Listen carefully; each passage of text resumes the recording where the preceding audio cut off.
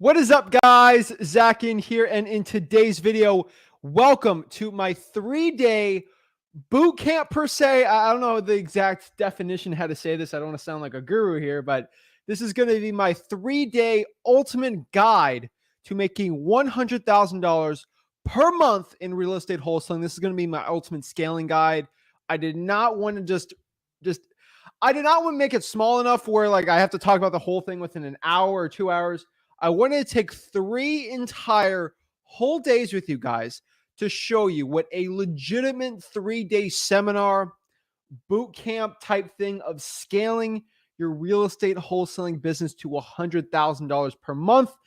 Everybody knows next week is the 30-day wholesaling challenge where we're going to bring everyone from beginner all the way up to make $100,000 per year. For a full month, we're doing that. So, hey, why don't I this week help my advanced people out? So this video is going to show you exactly from start to finish how to go from $100,000 per year to $1 million per year.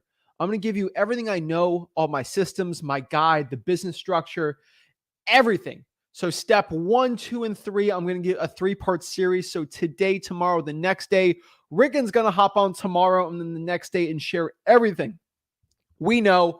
Legit, like I swear to you guys right now, if I was a guru type person like selling this information, I would legit probably charge 10 grand to be in a Marriott, whatever, or a Ritz-Carlton and be in a room of like 50 people, type of those little, like cute little mastermind things. We'll go on a yacht after, and probably on it legit, I would probably do this. Like I could if I wanted to, obviously I don't, but I would put 50 people in a room, charge them $10K each.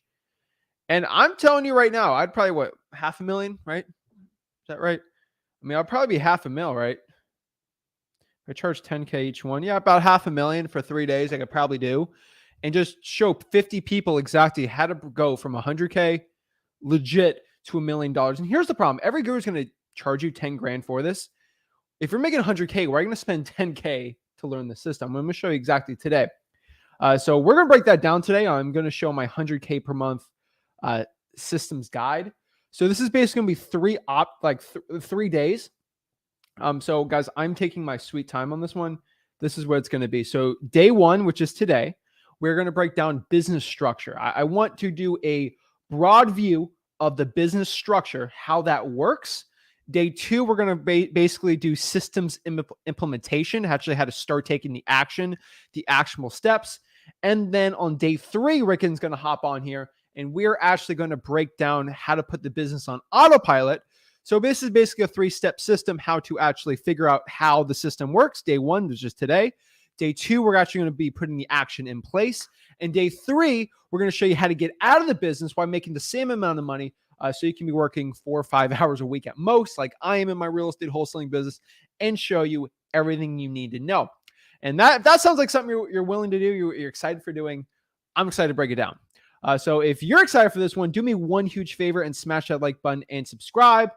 And we're going to break down how to make $100K per month in the systems guide.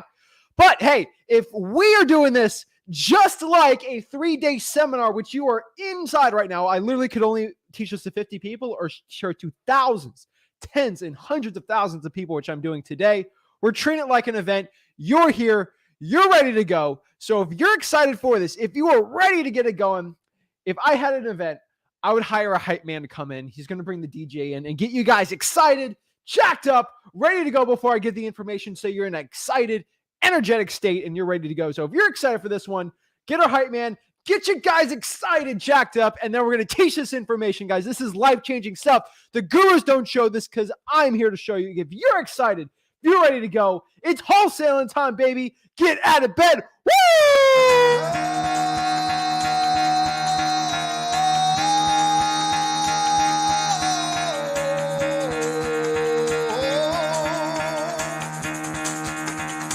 Get the fuck out of bed, bitch. Go.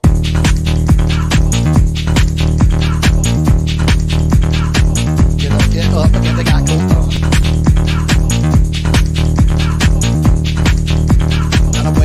Time to wake up, bitch. Get up. Get up. get up.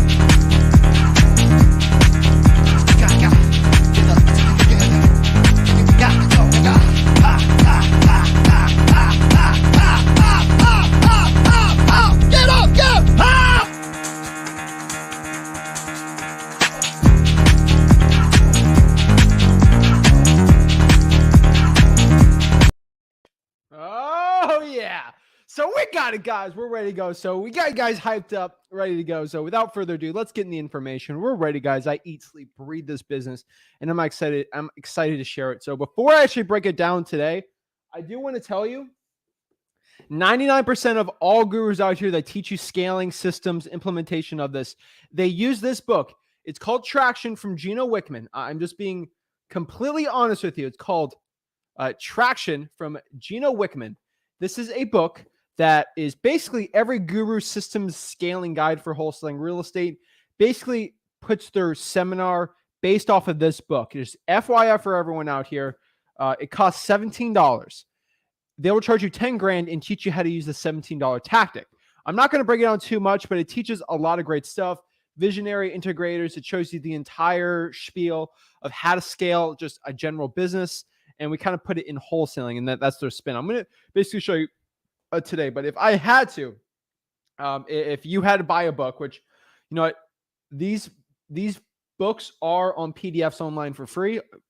Your friend probably has one. So FYI, go to local library, get something like this. But if you just go look this up, if you had to buy a book, I would buy this book. I don't even personally know Gino, but this is definitely when I started scaling up. Definitely something I have used. And if you're going to pay money in this business, $17 for this book, it's amazing. I don't know the guy, but oh my gosh, amazing book.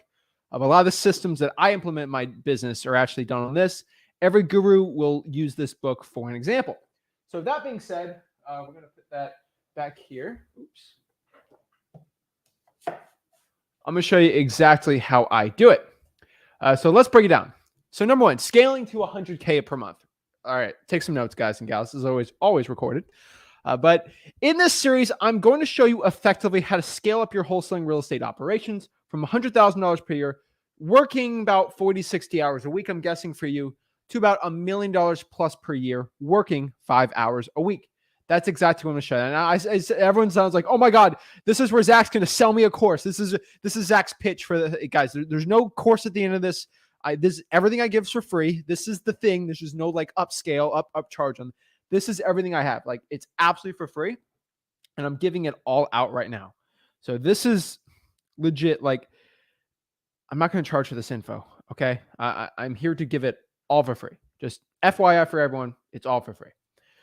So who am I? So my name is Zach Ginn. Me and my father, Rick Ginn, have scaled up basically our wholesaling operations. We basically combined them about a couple of years ago. 3 years ago. I always forget.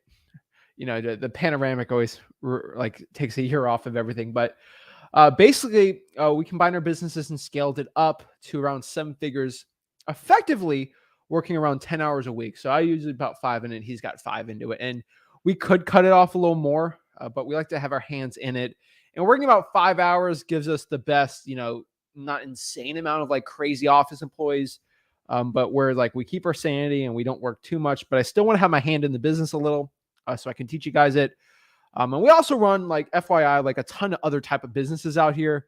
We don't get into it because we specifically talk about real estate investing and wholesaling. I'm not going to be this guy talking about other things, but we run a ton of other businesses. So we work all the time. Just in wholesaling specifically, it's around 10 hours combined for us. And we make most of our money from that still. I want to give you an FYI. Just there's 2 types of scaling systems. For 100K a month, and I'm going to show you the different types. There's a guru way, and then there's the Ginn flipwithrick way. I'm going to show you the differences between them. So most guru sales, courses, systems, boot camps, webinars, whatever special name they have for it, you know, mastermind sessions, whatever you're going to call it, they're going to cost you between 15 to 20,000 for like the real legit stuff, like the legit scaling stuff. It's going to be about 15, 20K. They're going because I've been asked to speak at these things. Okay. And I've been offered, you know, to go speak at them. I don't, but they basically force you to get a flashy office, these scaling systems, you know, 50 plus sales staff and employees, And at the end of the day, they usually make around 30% margins and they got like 7, 8 partners. Right? It just, honestly, that's how a lot of these are. And let me kind of break down the guru fallacy for this. I know this is a bunch of information, but I wanted to show you. So the guru fallacy is basically, I make $10 million a year, all flashy, right? They work about 70 hours a week. They usually spend 50 hours a week in Zooms for coaching calls and about 20 hours in the real business. They're pushing you a car. They're flexing a watch. They're roughly at the end of the day about 30% margins. They'll tell you 40 or 50, but it's really 30. We've seen the back ends on some of these. Some of these gurus come to us and ask us how we get better margins. I'm not mentioning names, not being mean. We actually help some people out for free because we try to be nice. But this guy's claiming 10 million, and 10 million is pushing it. But there's people out here claiming 10. I'm getting a lot of trouble for this, but I really don't care. But basically $10 million, if they have a 30% margin, which basically after paying everyone, employees, overhead, all this, they're netting 3.33 million. Now, if they have 4 partners, quote unquote, that means they're netting $833,000 after everything. So they paid about 9.2 million in expenses and they're netting 833,000. That's kind of scary. You got overhead of 500K a month of just fixed costs, offices, R&D, direct mail coming out. Like that's outside of commissions, right?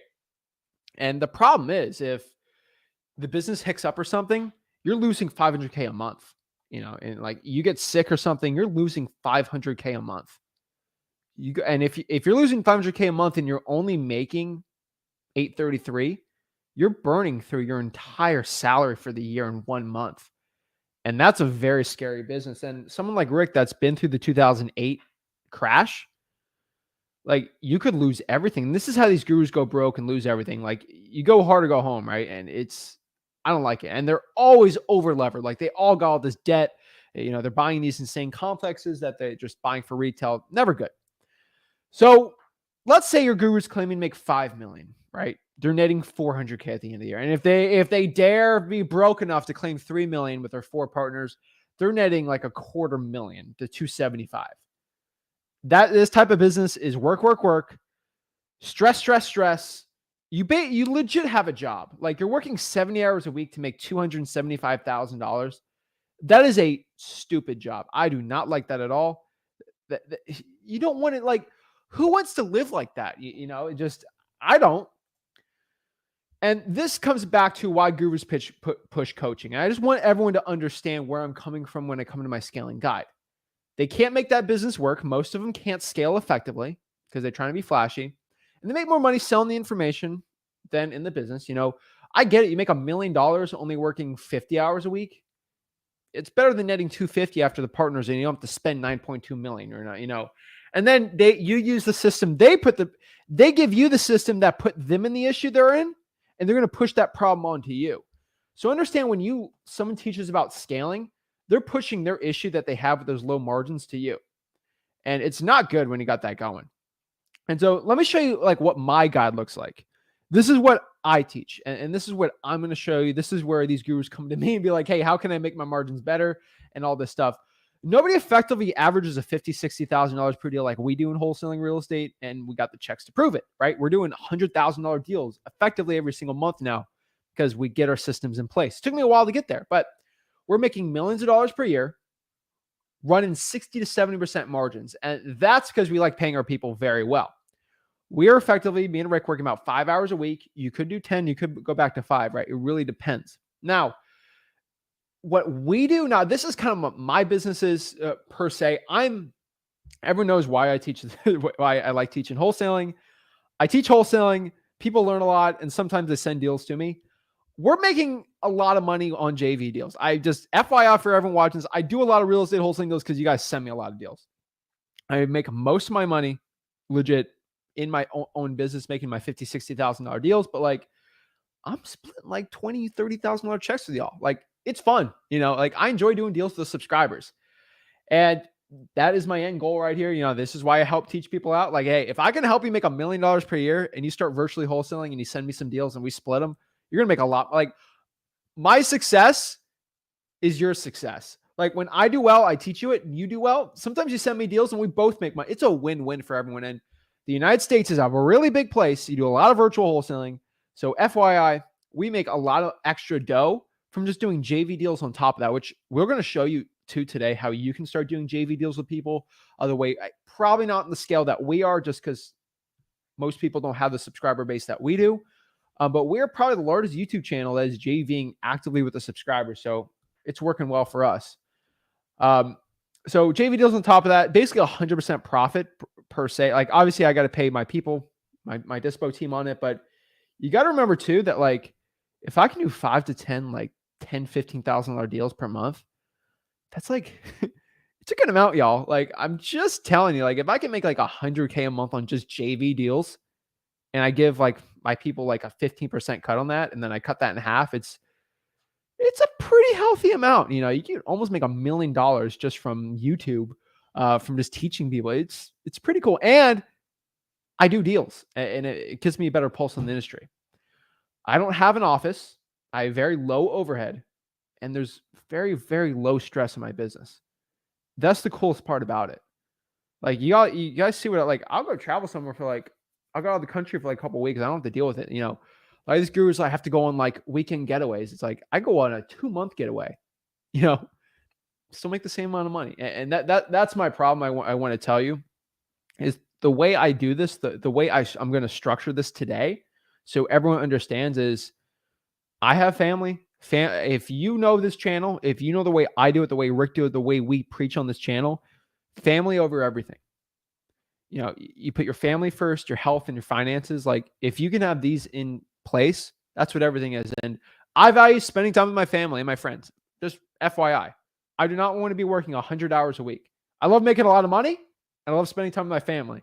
I'm going to show you exactly how you can do both of them. You know, if I don't have any kids, you know, I have no pets, right? But if I had a kid, you know, in the future or something like, and I was married with like a family, I would want to spend every waking moment with my family, you know, and I want you to understand why you got in this business for freedom. I don't want you guys in this business to start working 100 hours a week and then you're away from your family. You know, that you're almost better off with the job. So I want to show you exactly how to effectively live the life of your dreams. FYI, guys, like I make enough money passively. Like I make a ton of money wholesaling. I put that into passive income, and I don't have like I could just go ghost on everyone and live the rest of my life, you know, on a nice beach condo somewhere and just never deal with anyone ever again. So it's very low stress, you know. And that's what I want to teach you today. No one really teaches about this. And it's fun, you know, you start turning, I love video games. I love it starts turning into a video game, you know, like how do we keep pushing the numbers, right? It's fun. So here's the last thing I want to bring up with you. And then we're going to get into the kind of the business structure today. But let me break down the deal numbers issue. And this is something not like a lot of beginner wholesalers get caught up in. This is kind of like the shiny object syndrome. And I want people to understand this, but stop getting caught up in the amount of deals that someone's bragging about, the amount of deals you should be doing. You should be focusing more on the net. Is the title of this 3-day seminar type thing, whatever you want to call it, is this a how to do 10 deals a month? No, this is how to do 100K a month. If you want to make 100K a month, you effectively could do 2 deals a month. Like my average margin is 50K, that's 2 deals a month technically. Now I do more than that, obviously, but that's 2 deals per month if you know how to make those systems correct. I'm not telling you how to do that. I'll show you how to do more. But don't get caught up in the amount of deals. And just understand, you have your local guru, coach, or whatever. They're like, oh, I did 20 deals in a week. Or you go to someone else and say, I did 2 deals this week. What sounds sexier? What's going to sell the most courses? What's more stressful? And you're going to be like, oh, 20 deals is way better.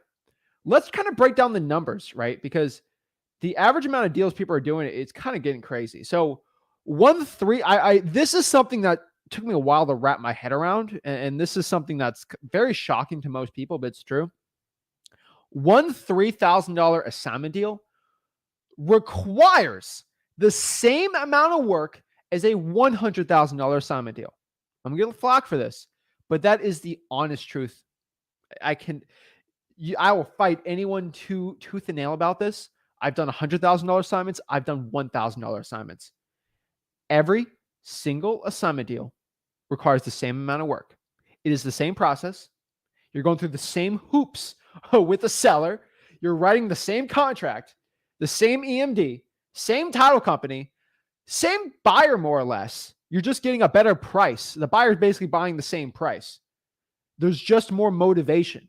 And that's why we make money. You make money in this business by the amount of problem you solve per deal. So if it's a huge problem, aka a really, really big problem deal, you're going to make 100K.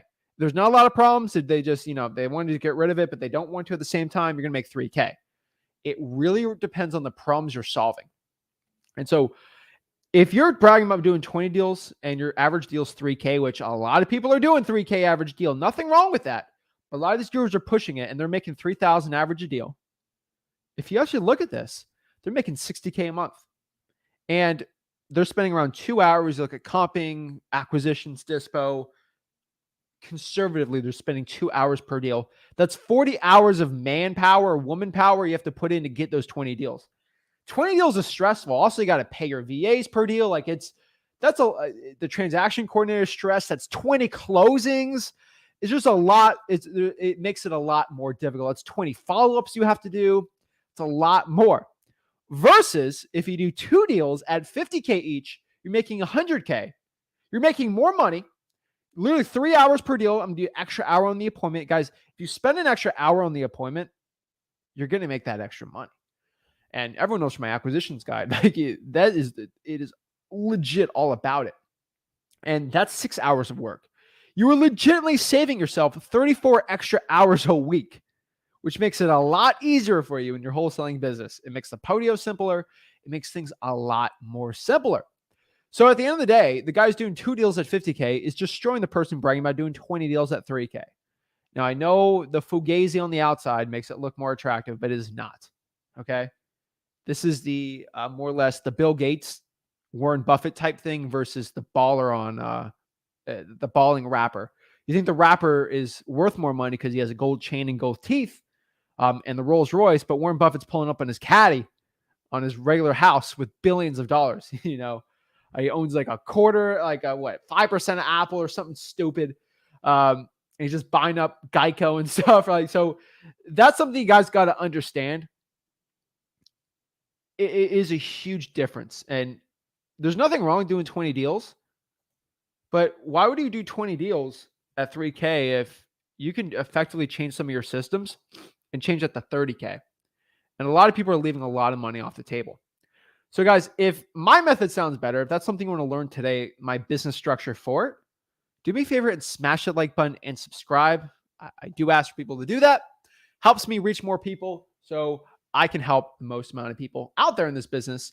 And I always say this is the honest truth, but guys, every time you like this video, another guru sheds a tear. So make them ball today. Okay. But that's what it is. So let's get in the systems, guys. I'm excited for this one. I'm excited to share my systems out today and show you. So without further ado, let me show you what the business structure looks like so you can understand this. This is what basically a good system will be. Let's just do like rough numbers. Like I'm a little above this type thing, but like if you're just roughly trying to make 100K, going from 100K a year to 100K a month, $1 million plus, this is really what it's going to be looking like. So this is basically the 100K a month wholesaling system. And more or less, this is what ours looks like. It's a tad different. Our market is a little more different, but for most operations, virtual, like if this is kind of close to my virtual operations, but you got you at the top, right? And then you basically have a COO, and this is going to be kind of a day 3 type thing, the COO, but they're kind of doing your job and kind of delegating you off to a point. That's going to be kind of the parachute out of here. But we're going to break that down kind of at day 3. But at COO, we have the 3, like I make this business really simple, and that gives me the best choice here. We got marketing, acquisitions, and dispositions. Just understanding, guys and gals, this is what it looks like. Acquisitions, marketing, and dispositions. It makes it a lot more simple, ladies and gentlemen. Really, that is what your business is looking like. So just understand that today, that this is what that system looks like. Acquisitions, marketing, disposition. So let's go from left to right here. For our marketing department, I call it department, but this can all be done virtually. We have a VA marketing manager and they are going to be managing basically the VAs to a point. Now, your COO is really going to be on top of things, but really, wholesaling comes down to delegation. This is finding someone to do the task that you don't like. And this is really, we're going to get harder in this on the implementation side on this, but VA marketing manager, we're going to have a cold calling VA, we're going to have an SMS VA, and then we're going to have a list pulling VA. Honestly, if you're doing virtually, cold calling and SMS is like, we have the SEO people like, obviously this is something that you can change. So if you're making a ton of money on like pay-per-click, right? You can have a pay-per-click VA. Like you can have a Facebook ads thing. Like if you want to do door knocking, right? So like for marketing, I'll have a VA marketing manager take over the VAs. And then on like in my business, I have an extra line here where I have my VA marketing manager per se. It's more my COO that deals with it, but like you could have just a general marketing manager too if you want. That gets kind of more margin-y. Like I'm not the biggest fan of that. That's kind of more for a bigger operation, but you're going to have someone that is overlooking. Usually the COO will have a drawing for dollars person kind of on the same level as the VA there. Do the drawing for dollars leads, and then that gets pushed into the cold calling VA. And they kind of do the marketing, guys. Marketing is going to be the most important. So my cold calling VA is going to cold call SMS. The most VAs are really going to be on the cold calling side. Now, list pulling VAs, there's multiple list pulling VAs. Now, my COO here, in this theoretical situation, they're going to be pulling the prop stream list. They're going to be pulling the ZachData.com, the ListREI.com list, and then the list pulling VAs are going to be pulling the probates, the government lists, and all that fun jazz. And really, the COO might have to go pull a water shutoff list if like you need someone to go call them. You know, like a VA is probably not going to be the best for that. But we put a lot of the situations on the COO on this situation, but obviously other type of people. So that's kind of how the marketing side is per se. Like I don't want to get too complicated on this, but that's how that's done. Now acquisitions. This is where I am a lot different than people. People have like a acquisitions manager, like a Michael Scott type guy, and then have acquisition staff. I just have the COO look over the acquisitions manager. The truth is, acquisitions is so important. It is the most important one of like all of these of like management styles. Like if to hire the right one, acquisition is going to be the most important. Now, marketing is the most important one, but the training and everything, like the most intense one for this, the hardest hire, the hardest one to train, the hardest one in this whole, the biggest bottleneck for success here. The marketing people, I get 15, like I get a marketing person for each type of person watching this. That's really easy. Marketing is the most important one, but for hiring, it is the easiest and cheapest. Unfortunately, acquisitions is the most difficult one because you have to train them the right way. You have to show them actually how to get a system right and place the training so they can be making 50, 60,000 per deal.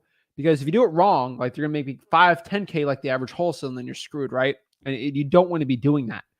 The implementation process too is you don't want to train an acquisitions person too much to a point because then they're just going to do their own business. And we have people leave all the time for that. And then there's systems around that too. I'll be sharing too. And then also on this one, we have the kind of the managers there. So you can have one. I prefer an acquisitions manager, and then I prefer a virtual one. So I prefer having two. They're always going to be different the way you do it. You honestly, at the end of the day, like at most with my system, you need three. Like 3 acquisitions managers at most. I like 2. Like for most people, 2 is going to be your best one. 3 is really when you have like a big JV department and like you're really going to be pushing that. And that's kind of like dispo and acquisitions combined into one is going to be like a JV one. It's kind of a new branch per se, but really like don't focus on the JVing too much. Do your own market first. And then we have dispositions. So basically dispositions needs 1 to 2 agents depending on volume you have. And then you're going to have a cash buyer VA. And that cash buyer VA is going to just be focusing 100% on pulling cash buyers and qualified cash buyers for you. And they get paid per hour and they get a pretty good amount of money per qualified cash buyer.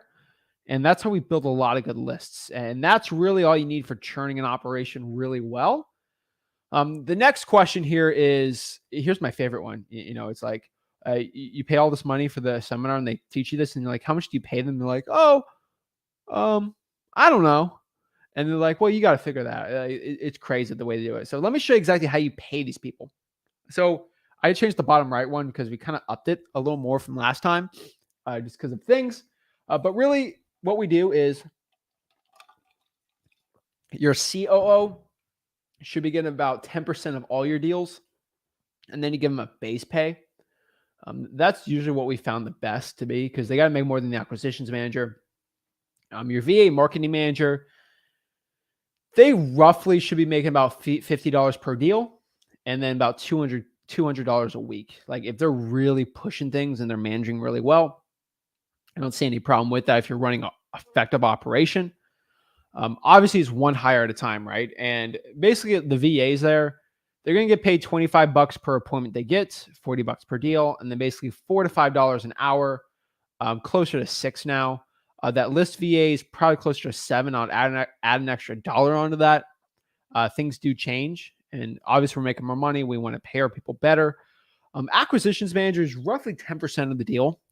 If they're doing 3-4 deals themselves, and your average deal is $40K, that's pretty. Like, I mean, they're making like $12K a month. You don't want to cap them, and it's good. Like honestly, most that's perfect, right? And then your COO is going to do well too. Now that base pay is dependent on like what you're going to do. You could do, I don't know, like each one's different, right? Like you could do 3K a month, 2K a month, 5K a month. Like it depends how good that COO is. It depends how much the burn they're putting off. Now, if you're working 5 hours a week, you're probably going to push them to 4K, 4 to 5K a month. Like if they're making good, like you're in the multiple millions, you can push that to 6K a month. Like it really depends, right? And then it just like it really depends on the base, right? And then you go to dispositions, right? I really like to pay my dispositions people. It depends if they're doing the assignment. Now, if they are doing like a wholesale on it, they're going to get about 8% of the deal, probably 5 to 6. Like obviously, if you're making less, you got to give them more of the deal. And if you're making more, you give them less. And the cash buyer VA is $6 an hour, and we usually give them 20 to $25 for a qualified cash buyer. And that is roughly how much we pay our people. And that's pretty much the cost of things. So that is our guide. That is our business structure here. Let me know in the comments if you have questions about that. But really, that's the way we do it. It's not for the faint of heart, right? And these hires have to be done one at a time. Okay. One at a time. It's going to get easier and easier and easier. So really, like we're going to get an implementation on the systems, like who to hire first. I'll give you a quick spoiler. You really got to start with the tasks that are making you the least amount of money to the most amount of money. So what is getting paid the most? What's getting paid the least, right? And that's really how I figure it out. So number one, probably a cold calling VA is number one, then an SMS, and then a list pulling VA, then a VA manager. Figure out marketing, acquisitions. We like to do the acquisitions training, and then probably dispose last. But like the last hire is acquisitions manager, but they're going to take forever. And then COO technically last, but like depends on it really depends per se. But yeah, the COO is basically who you should be. Like you don't need a COO, but like that COO is going to be working 40 hours a week, making sure the whole operation is going smooth. And most people are their own COO, and they're going to cost the most money.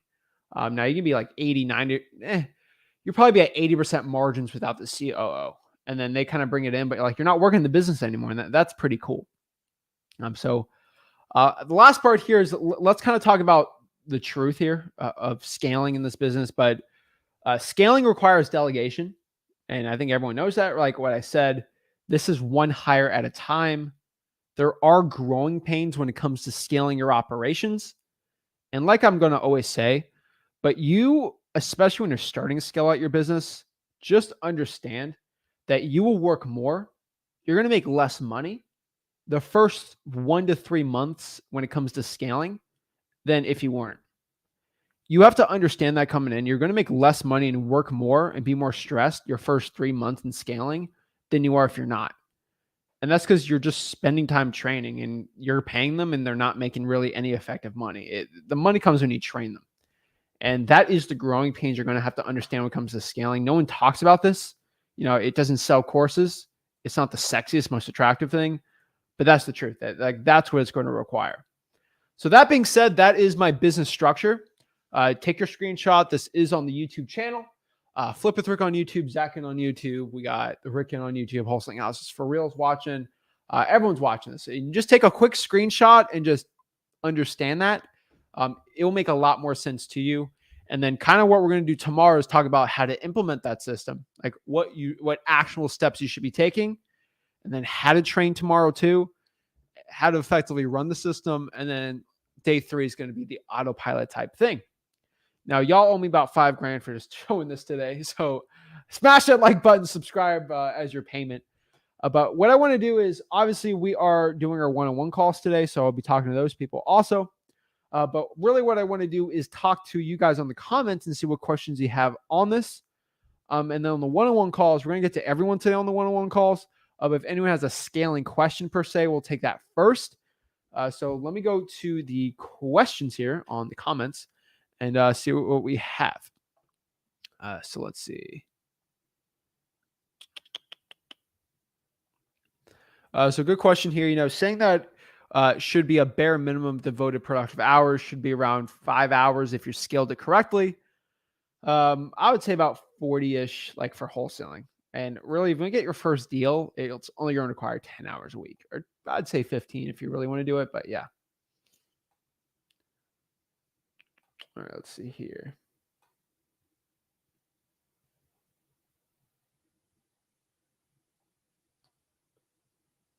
Let's see.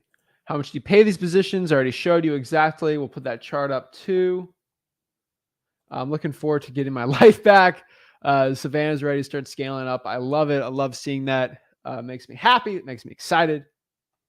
Jack says, I don't think this is live, bro. Oh my gosh. Do I really have to do this? Flex on the people here. Hold up. We'll put up time.gov again, which I always got to do just to show you this is a live video. Blah, blah, blah, blah, blah. All right. Y'all see this live. There's always like a 5-second delay with YouTube, but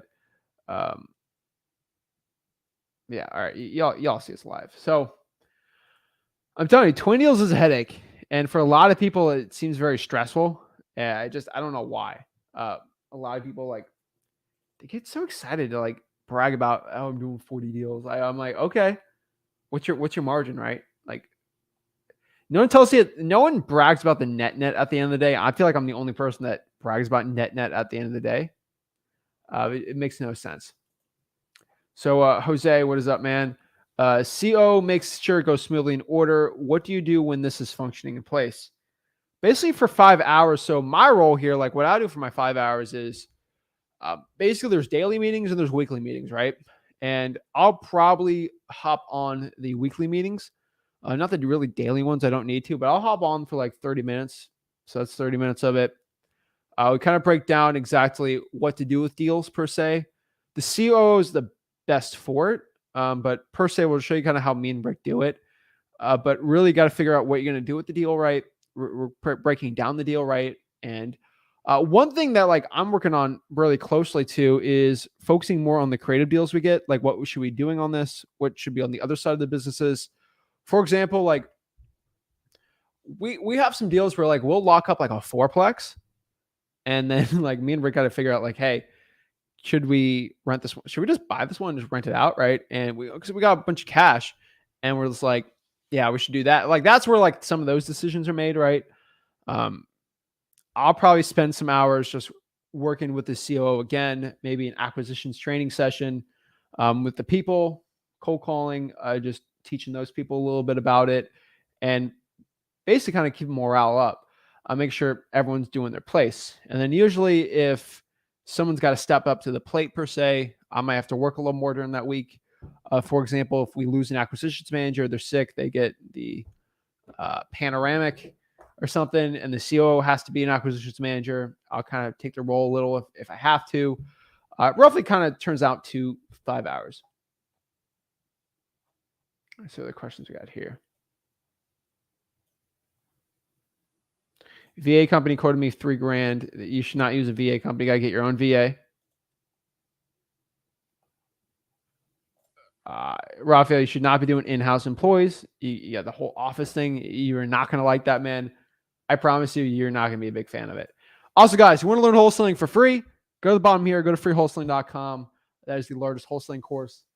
Teach you basically how to go from 0 to 100 and then 100 to a million. My other scaling guides are on there. So FYI for everyone on here. Gonna ask here from Jay how to hop on the coaching calls. Very simple. All you gotta do here is go to Wholesaling Houses for Real on Facebook, join the group, and the link will be on the top. I'll show you how to do this. So here we're at Wholesaling Houses for Real. We're almost at 50,000 people. That's pretty cool. We're helping the people out, and I am like beyond blessed that you guys are giving us the support and love. So it means a lot, guys. So right here, shared a link an hour ago. 3-day, 100K a month scaling event starts today. Click here. This will bring me to the YouTube video of it. This is join call. I click here, and then I join the call to hop on, talk to me one-on-one for free. Got a lot of people on here, which is awesome. So basically, that is how it works on there. It is pinned to the top, and that is how you join Wholesaling Houses for Real. So we'll do that really quick, and then we'll answer some questions, and then we'll do this. And you guys, remember, everyone, if you want to join the challenge for June, people watching 2 years from now watching this is probably going to be confused of what this June challenge is, but I'll bring it up too, just so we understand that.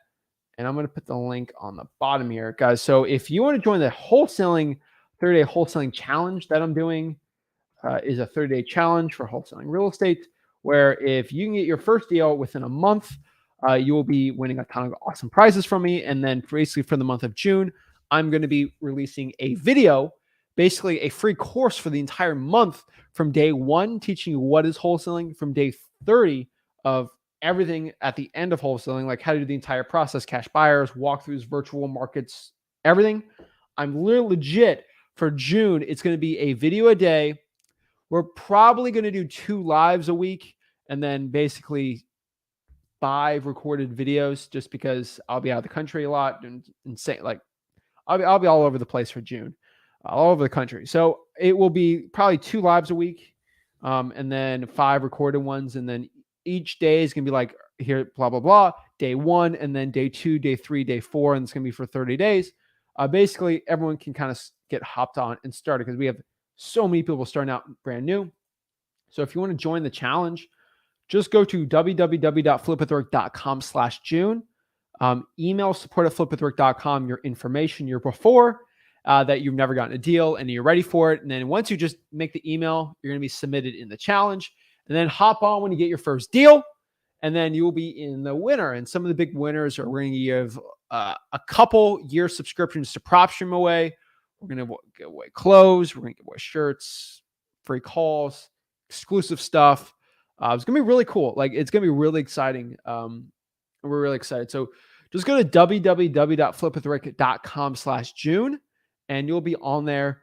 One thing though, if you are going to win any of these prizes, you are going to have to be a member of Wholesaling Houses for Real, and you're going to have to be a member of freewholesaling.com. That is the requirement on there. And you're going to get a lot of cool prizes. It's going to be really fun. So www.flipwithrick.com/June. The only people who are not allowed in that challenge are people that already have done real estate wholesaling deals. So if you've already done your first deal, I'm sorry, this is not that month is not for you. This is a month just basically of bringing everybody who's never gotten a deal. We are pushing people hard. Like, I am pushing a lot of people hard to finally get their first deal. And I think this is going to be the month where, yes, we're going to break down a lot of beginner stuff for the month. That's why we're doing the big scaling system like this week. And then obviously we're going to do some lives where, I might, show you what to do for 30 minutes. And then maybe have an hour and a half where I can teach someone who's trying to like scale up a little more. So it's going to be for everyone. So I'm excited. Someone's asking, like, say it slower. So www.flipwithrick.com/June. Again, I'm going to say it one last time. www.flipwithrick, FLIPWITHRICK.com/June, the month of June, JUNE. and you'll hop on. That'll be exciting. And then that 30-day challenge will actually be an extra module in freewholesaling.com. So from 2 years from now or something, I think we're going to do this challenge every year, but like in 2 years from now, if you're just starting out and you're like, oh my gosh, there's a challenge, you can watch the videos for 30 days and actually do your own challenge in those 30 days. It's going to be a win-win for everyone. It's going to be really exciting. I'm excited for it. So we're really excited for this one. So it's going to be huge. I think a lot of people are going to get a lot of good information from it. So I'm excited. Let's see. Max says, what should I speak with in regards to banking? Banks keep denying accounts for wholesaling. Well, Max, the bank isn't denying you because they're discriminating against wholesaling. There's probably something in your credit history. There's probably something in the underwriting why they're not opening the account. It might be a personal issue. I don't know. You should be asking why you're not getting approved, because as an 18-year-old kid, I got a business account open in like a day. All I had to do is have an EIN. And they're like, okay. Like, I'll legit tell you, I went to Bank of America. They opened it up. I went to Chase Bank. I opened it up. Like, I have banks everywhere. They don't like, they're like, okay. You know, they don't even question like how much you make. They just do it. So pretty exciting. They won't give me the information, Carlos. Go to the dockets. Also look up the public records online and talk to the clerk of the court or the city attorney. Get it going. Aaron already emailed me, so he's in the challenge. I'm excited about it. Christian says, how do you start this system without startup capital? So like I've said, this system works if you're making $100K a month. Okay. Sorry, $100K a year. And then you start implementing the systems. Now, if you have no startup capital, you're going to have to go from 0 to $100K a year. And that is kind of the cool part. The challenge in June is going to be all about. And then freewholesaling.com obviously has it. We're going to be releasing the video. So like, let's say you started following me day 10 of the challenge. Freewholesaling.com already has 1 through 9 already done. So you can catch up on the challenge. So that'd be pretty exciting. And it'd be good. So I want to get in this challenge. Well, email me and we'll get it going. Let's see.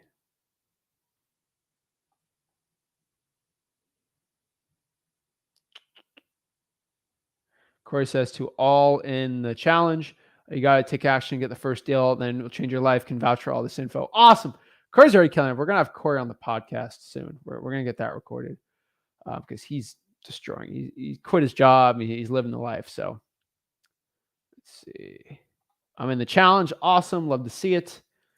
But yeah, we're going to get the best of both worlds. You know, like I'm trying to help people scale up their business, and then I'm trying to help the people brand new. I'm trying to help every single wholesaler. Our one motto on the channel here is help you become a complete real estate investor. We do subject to creative finance stuff all the time, lease options. We help everyone in all types of facets in this business. Let's see. Trey says, how long can it take a total beginner to get 100K a month? I'll be honest with you. You need to focus on just 100. Like, I did a video yesterday, and I think it was one of the most powerful videos I've done. And the honest truth with it, I've kind of explained, is you're on your own journey. One thing about that is, one quote I said in that video, you guys should watch the video I did yesterday. I think it was really good, and it really eye-opener for someone just wanting to know the secrets of getting your first deal in wholesaling. But one thing I kind of said there was, the people that are successful in wholesaling, they had goals. And you're going to have to make goals. And I think too lofty of a goal, you're going to get upset and it's going to be too hard to reach. And then not lofty enough of a goal is going to be a problem too. So one thing you should understand is that if you want to go from 0 to $1 million and within a year, that goal is going to be too much. Now, you can have a long-term goal of making 100K a month, but that's going to take like 2-3 years, right? Get a goal first and just focus on making that 100K a year. Okay. And then go from that goal to the next goal. That's really where you should be looking at. I'd say 2 to 3 years. Like, if you effectively, it's going to take you at least a year to get 100K, and then go from there. DM me, you got some deals, email me. We're getting a little more pickier on the deals, but because we're getting so many sent to us. Yeah. Oh yeah, smash the like button, subscribe, guys. I'm here to always help. Fernando is getting his first check tomorrow. Let's go. Come on, Fernando. That's awesome, bro. Congrats, man. Pensacola in the house. Fernando's hopped on a couple times to talk to us one-on-one. That's always exciting. I love seeing that, man. That makes me happy. I love it. I love it. Awesome. Awesome. Makes me happy. I love seeing that. So congrats, bro. All right. So let's start hopping people on. We got all these people on. Vince, Cody, Brandon, Jay, Julian. So we'll go talk to you all right now and see how I can help you guys out. Remember, guys, go to freewholesaling.com and then we'll break it all down. So I don't know if Vince is on right now. So, all right, Vince is on. So sweet. All right. Yo, Vince. What's up, man? What's up, man? How are you? I'm great. How you doing? I'm blessed, man. Every day above ground's an amazing day. Can you hear me good, or do I need to put my headphones in? I think you're fine. Okay. But yeah, man. So basically, still at it, man. I have a virtual appointment tomorrow. I pretty much think we're gonna get that deal done with the seller. My thing is, once we get on the contract, having cash buyers come view the property, like, because she still lives in the house. Should I try to arrange a date for all of them to go see it, or? The cash buyers? Yeah. I like to do one at a time. So I would have them all in the same day, but I would just have your multiple partners walk through the house. Does that make sense? Mm. So basically just tell her, hey, like, this is gonna be a day. Got some people coming over to check the property out, type deal, or? Yeah, some of my partners. Okay. And then okay. So I was just door knocking earlier today, and I saw a couple, like, for the pre-foreclosure deals. I think you said, like, you could door knock. Don't try to, like. I like the yellow sticky notes. Those are always my favorite. Okay. And then, so the ones that have, like, the no soliciting or whatever, I had a beware of dog and all that. You still knock on those doors? No, I stick the sticky note on there. Oh, okay. So slap them on. I don't even door knock. Like, I just stick the sticky note on there. Even the no soliciting ones? And then I saw a couple of properties. It says, like, it's under partnership. Like, have trust, corporate partnership. So what does that mean? If I see, like, an ugly house, but it was under partnership. Yeah. So you got two of them. The ugly houses that are bank owned, I avoid. Right. It wasn't bank owned. It was a property, Yeah. a address in Texas that because I'm in the Florida market, and it was a property in Texas that was a partnership. I don't know. Okay. So there's a lot of old people in Florida, as you know. So a lot of them are in trusts. It's just older people do that sometimes. Those are fine. Corporate owned, I don't like unless it's like a really ugly house. Then I'll be like, all right, screw it, try it. I rarely do corporate owned properties. Get deals from. I still do them because I've done deals doing it. So I'm like, well, I'm going to keep doing it, obviously. But I like trust. I'll keep doing trusts. Okay. So what else I got? Okay, so I have a couple properties I'm trying to get in contact with the owners, but the owners haven't responded back to me. The houses, the grass is growing in front of the yard, the lawn, so I know no one's been attending to it. So I actually went to one of the properties, and it's a gated community, or two of them. It's a gated community, so it's like I left one of my my deals, my little door hangers. Yeah. But I still haven't heard from them, so I'm trying to figure out, like, what have you ran into that situation before, like trying to find somebody and get in contact with them? So I put the yellow sticky note. I get their email and True People Search, right? Cold call the relatives and then Facebook message them. Very hard not to get in contact with someone when you do that. What else?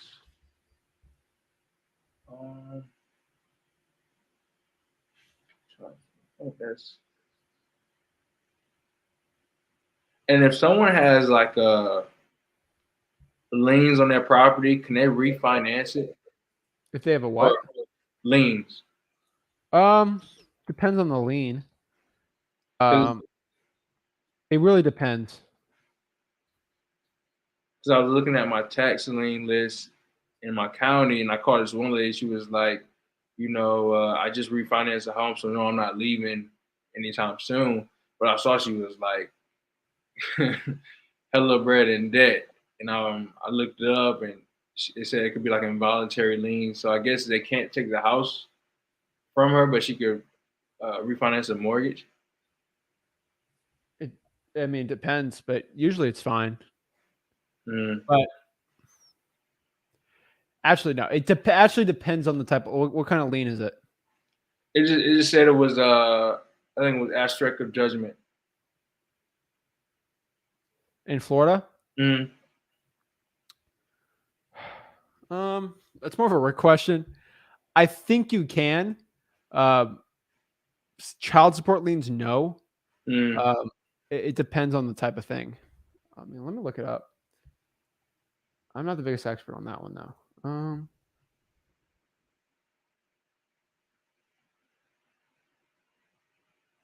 Um, yeah, involuntary liens are no. That's what I thought. So, mm, yeah, if it's involuntary, then no. So, like, I think a tax and a judgment, probably not. Mm. Anything like I think a mechanics lien you can do. You probably could. Mm. I'm not a lawyer though, so Now with the liens, I'm trying to figure out. Uh, Now, do the seller know they have a lien on the property? Because when I they talk should to them, know. they make it seem Some like don't. everything's peaches and cream. They probably lying to you, man. They don't Yeah, want to tell you. but it's just like the fact that they like, oh no, I'm never gonna leave, and then like $10,000 in liens. I'm like, how are you gonna solve this situation? Well, lien doesn't force you to. Or you just keep piling up on liens and You can pile up a lien unless it's forced, right?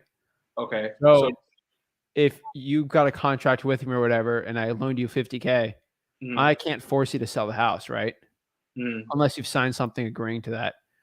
Mechanics lien, not really. Taxes are really when they force mortgages and taxes are when they can really force you because you kind okay, of sign your life away when you do that. okay, It depends kind of what you sign off of. Like a credit card one, it really depends. Usually you can't. mm, Some bad ones, yes, but not. I mean, you can get sued, right, and get a judgment, but it's really when you sell it. okay. So really, they could just stay in the house however long they want to, if it's not like a tax or a mortgage related situation. Yeah, they'll get their money when they die, right? Okay. I was just curious. 'Cause I'm just like people just acting real chill, and I look at the prop stream. It's like, Yeah, like a lot of money. Okay. And then my that's last what's question. real. Go ahead. Taxes and HOAs when you get screwed. Mm, okay. You got see that's why I like pre-foreclosures. Okay. Okay. And then my last question is dealing with I don't know if I haven't watched too many videos if you've done a lot on FISBOs. Bro, I do a lot of FISBOs, man. Yeah. So Yeah. I haven't really I've been watching you, man. I comment everything. So I've been watching a lot of FISBO If you're in ones. a market where I wouldn't do a lot of FISBOs, I would drive for dollars and do those yellow sticky notes instead and government Mhm. lists. But FISBOs do work. And then I have a couple sellers like I've been talking to. I see a lot of like landlords, investor type people, personalities that they always try to control the conversation. Oh Um, yeah. and I'm trying to figure out like how do you go about it? Do you just like let them have their way, feed the ego to get your point across, or how do you kind of like maneuver in that situation? I kind of go my own personality. Like other people have different types. Like I have an acquisitions manager. He's like, I'm not going to like saying this nicely. He's got a very powerful personality. Mhm. So like he'll deal with it different than me. And they got like people that like really good at talking, that love talking, like social butterfly type guys. Mhm. I'm more of a point type person. Hey, I want to buy your house. Can I go see it? And like it depends how the conversation flows per se. But I kind of say my thing, like, hey, I'm looking to buy it. Mhm. And like what issues are you coming up with in those conversations? It's just that they trying to like it'd be little stuff and it'd be big. So it could go from okay, so tell me about the property, what's going on? And then they're like, oh well, and they say, well, I'm cooking right now. Oh, so what's you cooking for tonight? That really isn't important right now. like, okay, like like it's like Yeah, I it's get making it. you get that those type of people is like, this is just about the house. What do you want to know about this information? Like they Some don't people are like that. They're very analytical and to the point. they don't let you get kind of reports. So it's like, how do you separate when you're trying to? You do the report in person. Mm-hmm, People are different versus over the phone than in person. that's real. It's true. That's real. I'm a lot different over the phone than in person. A lot of people tell me that. I don't realize it until I look at recordings of myself, like especially the cold calling. I'm just different over the phone. Mm-hmm. I don't have like a phone voice per se. I don't know, but like it's just from cold calling per se Mm-hmm. that I just sound different. Okay. Okay. In person, people are a lot more different. All right. Yeah, because well, and then now I told him what I would offer for his property because he was a FISBO, and Yeah. he's getting kind of pissed because he's going with these high offers, but they're not closing. Oh, yeah. so I'm like, not trying to be too pushy, and I'm just like Yeah. calling him every other week, and it's just like when you go like realize, just take my price and we can get this deal done. Well, some sellers are like, okay, well, Vince is going to buy for this price, so I'm just going to keep dangling that carrot in front of him, and I'm going to try to find someone to buy it more. Mm. Hey, this guy Vince offered me 200. Will you give me 210? And they're just playing Mm. with you. How you beat those guys is you got to give them scarcity. Hey, I'll offer you 200, but this is only good for the next couple days. If you say no, my next offer is going to be way lower. Mm. You got to force them because they're just going to use that. They're going to leverage your offer. Okay. I got a huge multifamily deal, and those guys are like crazy. Those big rich type dudes, like we're giving an offer, and we're trying hard because it was a really good deal locally, and Mm. he just kept leveraging us, and we're like, okay, bye, we're out. And guess what happens when we get out? Oh my God, we'll take it. No, right? And now the guy has to put it back on the market. He's going to feel a lot of pain, and then he might watch this video. So I'm not going to explain it, but we're most likely still buy that deal. Mm. But now our offer probably went down 20%. We're going to make it a 20% reduction because the guy's playing games with us. Mm. And we just don't play that game. Okay. Yeah, so I'm dealing with him, and like I said, I just keep checking in with him. And hey, is the property sold? No. What is? We got it under contract, but we haven't really talked to the buyer. They're being real inconsistent. I'm like, well, if it was a deal, it would have closed. It don't take that long to close. They give you a closing date, And he's just like, oh well, we're trying to figure it out. They haven't talked to us much. I'm like, well, how long are you gonna put up with this? Like, what happens next? Are you gonna keep going from the highest to the lowest price? I mean, if you got that much time, that's cool, but you just gonna keep wasting time for no reason in this market. I'm just letting you know, I'm very like to the point on my calls. Like when I funnel all of my calls Mm. legitimately just so I can meet them at the house. Mm. I that's not always truth. If they're okay with me meeting up at the house, I know they're motivated enough. Okay. So if someone's playing games with me, well, I use all the time. Like you see unfortunately I watch hours and hours of me cold calling on the FISBOs. Mm. But if someone's like playing games with me and I'm like, well, can I just swing by tomorrow at like 4? I'm free tomorrow. Just go check out the house. Like, no. And I'm like, okay, well, you're probably not motivated. And then the ones that like are eventually deals like, yes, okay, that's fine. They're motivated, right? And that's how I really do it. Like I barely build rapport unless it's virtual Okay. over the phone anymore. Okay. If I can go in person. Okay. That makes sense. Because I can make someone melt like in person better than over the phone. That's real. That's real. Okay, well, yeah, man, I definitely keep you posted, man. Let you know how this one deal goes. Like I said, these other couple ones I've been working on. So, but we'll see how everything plays out for June. Definitely, like you said, we want to be a big month. So I hope everybody have a great big month, man. For doing that. Make today a big month. Make this month a big month, man. Yeah. Take I that mean, action, bro. I'm talking about like closing. I don't think I can close that quick. I mean, the deal of a lifetime. But you got it, man. But yeah, for sure. Appreciate it. But, All right, man. You take care. All right? Take care, man. Thanks. Awesome. Get some people on here. Just some quick stuff on here. Christian says, I feel lost with the info. Rick said that a high equity list is good. So that's what I ran. I haven't been calling for it, and I've been calling for 2 weeks. Rick said, like, we've both said government lists are the best ones starting out, FYI. If you go through freewholesaling.com, it's all there.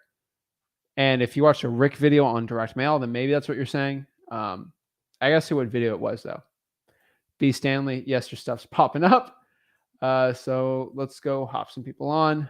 Thank you there. And then next we've got Cody. Cody, what is up? Hello. Hello. All right. So I've been calling a lot this week, and I have quite a few questions, but one kind of major one, I guess I need more or less advice or like your experience on it. So okay. I have this buyer. I guess this property that I found that is in pre-foreclosure. The owner of it is dead. So the heirs are the son and the daughter. There was no deed, and there was no will, and there was no deed of transfer. So the sister wants nothing to do with the house. She already signed a disclaimer to the property. So basically saying, like, to the banks, because they're trying to put it in foreclosure because there's also a mortgage on it. The brother that I talked to said that he would be fine with selling me the house, but he didn't know if he had the right to, since there's no deed or will. I tried to get in contact with people, and I got in contact with an estate lawyer or attorney, and I guess I was kind of confused. So this is, I guess, where I want your advice is.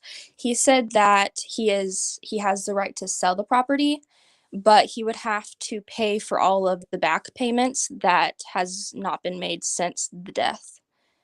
Does that make sense? Like, is that normally how it is? Or if I was to buy the house, could I take on all of the payments? So, Cody, you should not be buying this house. You should be wholesaling this house.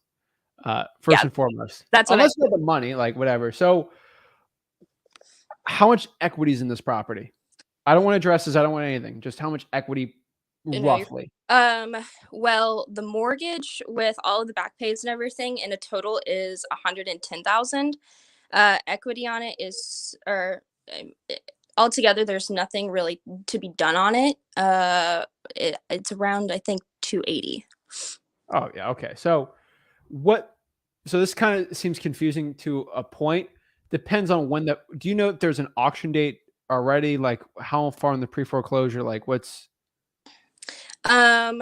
Based off of public, so the guy had neither the son or the daughter have no clue about anything. They just know that they don't want the property. Got it.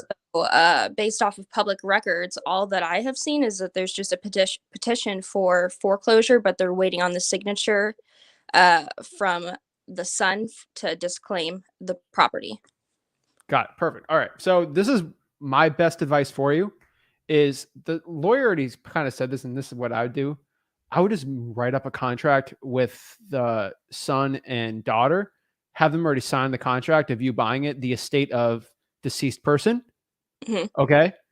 Put their names on the contract and then bring that to the lawyer and then have them kind of fix a lot of it. Now, what is the lawyer saying, right? You got to pay the back taxes, right? Have that come out of the equity side of them. So they're probably going to have, if it's worth 280 and you lock it up for 240 or 230, right?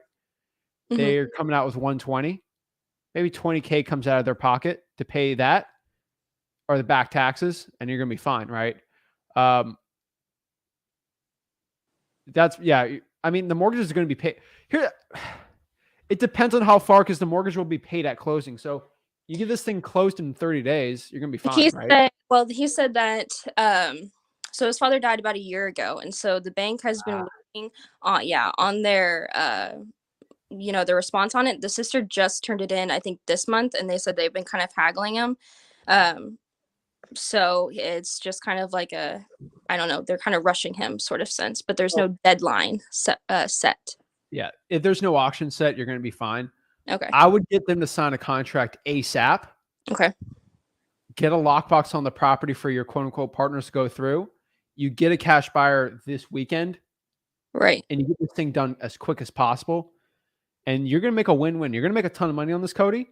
And your seller is going to make a ton of money on this. And you're actually going to help them, because if this goes to auction, they're going to make less money, right? Right. And it's going to be, this is how you make these $80,000, $90,000 deals. Now I'm not telling you to make $100K on this. Help the seller out here. Right. But like, he make a wants good nothing amount to on do this. with the property, and so he's just kind of he's at the maybe. He's like, I'm willing to sell you the house, but he's afraid to, what he describes, like, go down a rabbit hole and like us do this deal and then him end up coming out in the end of like having to pay something. I've tried to explain to him that that's why I'm here, I guess, to get more advice, but he's just afraid he's gonna have to I get it. pay. So Cody, you're gonna have to come in from an authority point. You're younger, right? Like me? Yeah, I'm 22. 22. So you're gonna have to come with some authority. And who's your authority gonna be? You're a lawyer, right? What? Your authority is gonna be the lawyer figure. Right. Yes. Just so they can have confidence in you. Hey, I talked to my attorney. This is what's gonna happen. You Right. kind of help them out with the confidence, right? And so Right. what I'm gonna say is, we're gonna sign an agreement for me to buy it. And we're gonna be closing within 1 to 2 months. And I know your fear is this, this, and this, but we're going to get this closed in 2 months. So you don't have to deal with it. You get the equity out of it, and we don't have to worry about anything else. Right. And that's going to be the best case for you. Now, I'm not going to confuse you and say, hey, this is a great creative deal. Or whatever. No, we're going to wholesale this one. So best actionable step for you, lock up the contract, get a lockbox, get an assignment done, get a closing ready, bring it through a really good title company and the estate attorney. And you're probably going to have to pay some of your assignment fee for that attorney. Right. Fine. Or you split it with the seller, whatever, like you decide. But you should get a healthy assignment fee where the attorney, $5,000 is not going to even affect you. And closing the deal, make a win-win situation. Like, that's honestly what I can tell you. Right. So as long as he signs a contract, they can't go forward with the foreclosure, correct? That's what you're saying? If you do it fast enough, and with an attorney kind of bring up, I don't know Kansas too much. Right. But if your attorney can kind of petition and already show, hey, we're selling the property, or just get it sold per se, you're going to be fine. Right. If you close in a couple months, the mortgage is going to be paid off. The bank doesn't care about foreclosing. They care about their money. Right. They're not getting paid right now. So if you satisfy that, you can go through the court process, and you just got to close on the deal. Okay. Also, since the sister already disclaimed the property, is her rights already revoked, or does she still have a say in the sale? So I don't know the legal definition per month. I always do it. Technically, I'm 90% sure only need the son. I would have her sign it also, just as a precautionary measure. Okay. It's not going to hurt you. Right. Okay. Like, every time I do trusts, technically the power of attorney is the only one that should sign it or could sign it. But sometimes I just have the older person sign it too, if like the power of attorney is kind of shaky. Right. And you're not going to get in trouble for that. Okay. Okay. Also, this is just kind of, I guess, advice, I guess, again. So I was also talking to the attorney, and he said, we were just, general talks. And he said he's already dealt with assignment fees and people and stuff like that. And I guess I think it was a year ago, dealt with a guy trying to do an assignment, and he went all the way up to closing, and his title company showed up, the sellers showed up, everyone showed up, but the actual wholesaler. And they said that they are actually like legally can sue them for that. And so this guy ended up getting sued for like, not showing up and not like providing, going through with the contract or something. And so I thought that was kind of weird, because like obviously you can do virtual deals and not be there. So I just wanted to know like your advice on it. And I mean, I know. Yeah. There's something with that. If you give me the case information, I can read it and explain it. Okay. The way assignments work, the same thing in Kansas. I know people in Kansas that do this. You lock up a property to buy those people's houses, right? That probate, right? Right. You, Cody, are going to buy this house. Mm-hmm. You say, you know what? I don't want to buy this house. You know what, Mr. Buyer, I'm going to sell you this contract for $20K or $40K. And they give you 40. So agree to 40,000. That's not your contract anymore. You sold it, right? Right. Technically still your contract, but the cash buyer is the one that you don't have to be there on for closing. That's what I thought. Something happened in between, Mm-hmm. some situation, but you got to control your cash buyer. And the cash buyer closes, you're going to be fine. Right. Yeah, I don't see that as an issue, especially in Kansas. I know wholesalers in Kansas, so no. Okay. Something's fishy's going on there. Right. Most likely the cash buyer didn't close, because if the cash buyer didn't bring their funds, it's going to be their problem. But you have a good title company? I just actually talked to them today just because I didn't know if I should have a title company more preference to my closer area or to the area of like the deals that I'm making. Does that make sense? Area of the deals. Because like in the state of Kansas, it's kind of like all over the state, and so I don't know if it'd be best to be like in my area, like within like an hour within my area, or within the deals that I'm getting, which is usually more than an hour away. Probably close to the deals, but I Right. would put the biggest preference on what's going to be the best wholesaling friendly one. Right. Okay. Yeah, I just got done because I was scrambling. This guy kind of, the foreclosure guy, he kind of stressed me out a little bit, which I'm sure there's always deals like that. But he's just like, well, the bank really needs an answer. They need an answer. And I was like, okay. So I was just calling a whole bunch of attorneys and even title companies to see if I could get their advice on this situation. And I actually told him that what the attorney told me. So I'll actually have to turn around and probably text him and see, hopefully, what he says on that. So yeah, you're listening to me when it comes to probates. You literally went from calling me last week or the week after of I can't pull probates to being like I have a probate deal. yeah. So you're making great progress. Okay. Remember, Cody, what I said in the beginning of this video. You get paid in proportion to the problems you're solving. Right. This seems like a big problem you're trying to solve, right? Right. So you should be paid accordingly. Right. I'm just Big scared. problem, big money, you know? Yeah, my thing is I'm just scared that he's just gonna be like, you know what, because he's ready to get rid of it. Like he's ready to like sign the disclaimer. I'm afraid he's gonna be like, you know what, I don't even want to deal with this, and then just walk away. And hopefully that's not yeah, he can definitely do that. I just like if that is, hopefully that's not the issue. I'm just afraid that like we get too far and then he's like, you know what, never mind. And I know that happens, but here's the thing. You can't force somebody to sell. exactly. And you should not lose sleep over that. Right. You should expect no's, but hope for the best. Mm-hmm. You can only provide the solution. If they say no and they don't sign, you can't stress over it, right? Don't put all your heart in that one probate deal. Mm-hmm. You have everything set out to help. Right. Your thing is what's going to kill that deal is time. Yeah. So you already know that. So you better get things going. That's all I could say. Like time. And that's going to be your best thing. So don't think about it. Take action. Okay. That's going to be the thing that's going to help you the most. So if you could schedule a meeting in person, doing anything, that's what I would do. Yeah, that's another thing. He seems to be, so I called him and he didn't answer, but he texts me fine. But every time I try to get him on a call, I was like, hey, you know, can I text you once I get this information, like from the attorney and everything? He doesn't seem to want to talk to me over the phone, but he does perfectly fine texting me. But anywho, I feel like there was one question, but I can't think of it right now. Cody, this is what you need to do. Try to get this thing signed as soon as possible. Yes. You need to talk to Rick. Rick is the probate guy. Okay. I'm kind of the dude that will get it locked up and just kind of send it to Rick. Be like, hey, we got this like he's dealt with more than ever with you. On this one and me combined. Right. So I want you to hop on tomorrow and talk to Rick if you can, or on Friday. Right. He will help you out a lot more with that.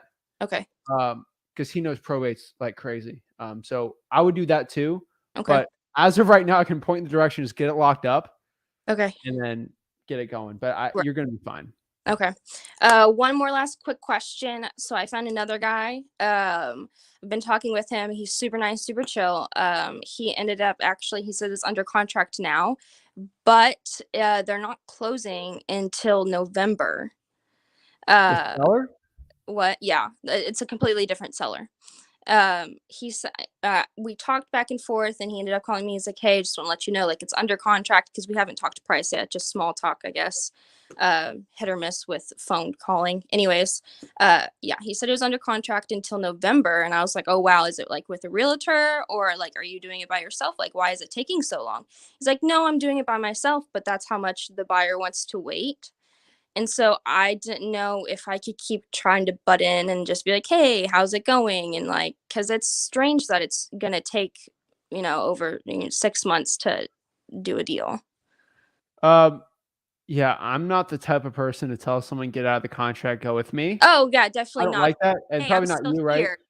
Yeah, But what you just should do right, is plant seeds of doubt and not force someone to do it, but just understand that you're the one ready to go. So right, I would follow up every month right, and just, hey, we're ready to go. right. FYI, Okay, me and my partner, we're good to go. right. And then you're gonna be the first. You might never get it, but like, hey, it's 5 minutes a month of just following up. Because here's the conversation. Ready? Hey, Cody, how's it going? Are you still in a contract? Yeah. How's everything? Oh, I'm great, great, great. Okay, perfect. Well, if anything changes, let me know. 2 minutes. That's all you need, right? Yeah, that's exactly how it is. I built great rapport with him, and he's like, "I'm so sorry." He's like, my wife had had to talk with me and stuff like that. We ended up going with this one, but he'll definitely be the one next. And I was like, okay, well, I'll just keep on calling then. All you can do. And out of 20 of those deals, 4 are gonna hit. Right. And don't put your heart all into that one, but just know you got 20 of those, 4 is gonna hit. You don't know which one. Right. So understand that. And hey, FYI, Cody, we're in quite a weird market where that buyer, good chance they might not even want it for that price in 6 months. That is. Usually it's flipped where real estate rises up with interest rates. Mhm. Real estate might even go down a little where they might not want that price and you might be the next person up. Yeah. So don't give one thing advice I give, don't give them a price. Just say you're ready to buy it Yep. and you'll be ready to go. So I actually think right now is a perfect time for that. Awesome. Well, I'm learning. I'm learning more every day. Thank you so much. This has definitely helped, and I will definitely try to call this guy right after this call. So thank you so much for your advice. All right. Talk to Rick tomorrow. Yes. Tony, you get that probate deal done. You're going to have Yes. so much more confidence in the next probate deal that Okay. won't be an issue. So let's get that first one done and you got it. But good job taking action. Thank you. Have a good night. Awesome. Telling you, Cody went from how do I pull a list to I have this probate deal. What do I do? Guys, these are good problems to be having. This is better than having a problem of, oh, I don't have any deals. Exactly what you should be doing. So I love seeing that. Love the action takers today. That's how I have the success. So we got Brandon. What is up? You're muted, bro. How you been, Zach? I'm blessed, man. How are you? Good, man. Good, good. Making some calls today, getting it done. I got 2 questions for you. Of course. What's up? So one, I spoke with a homeowner and they're looking to sell their land in Mississippi.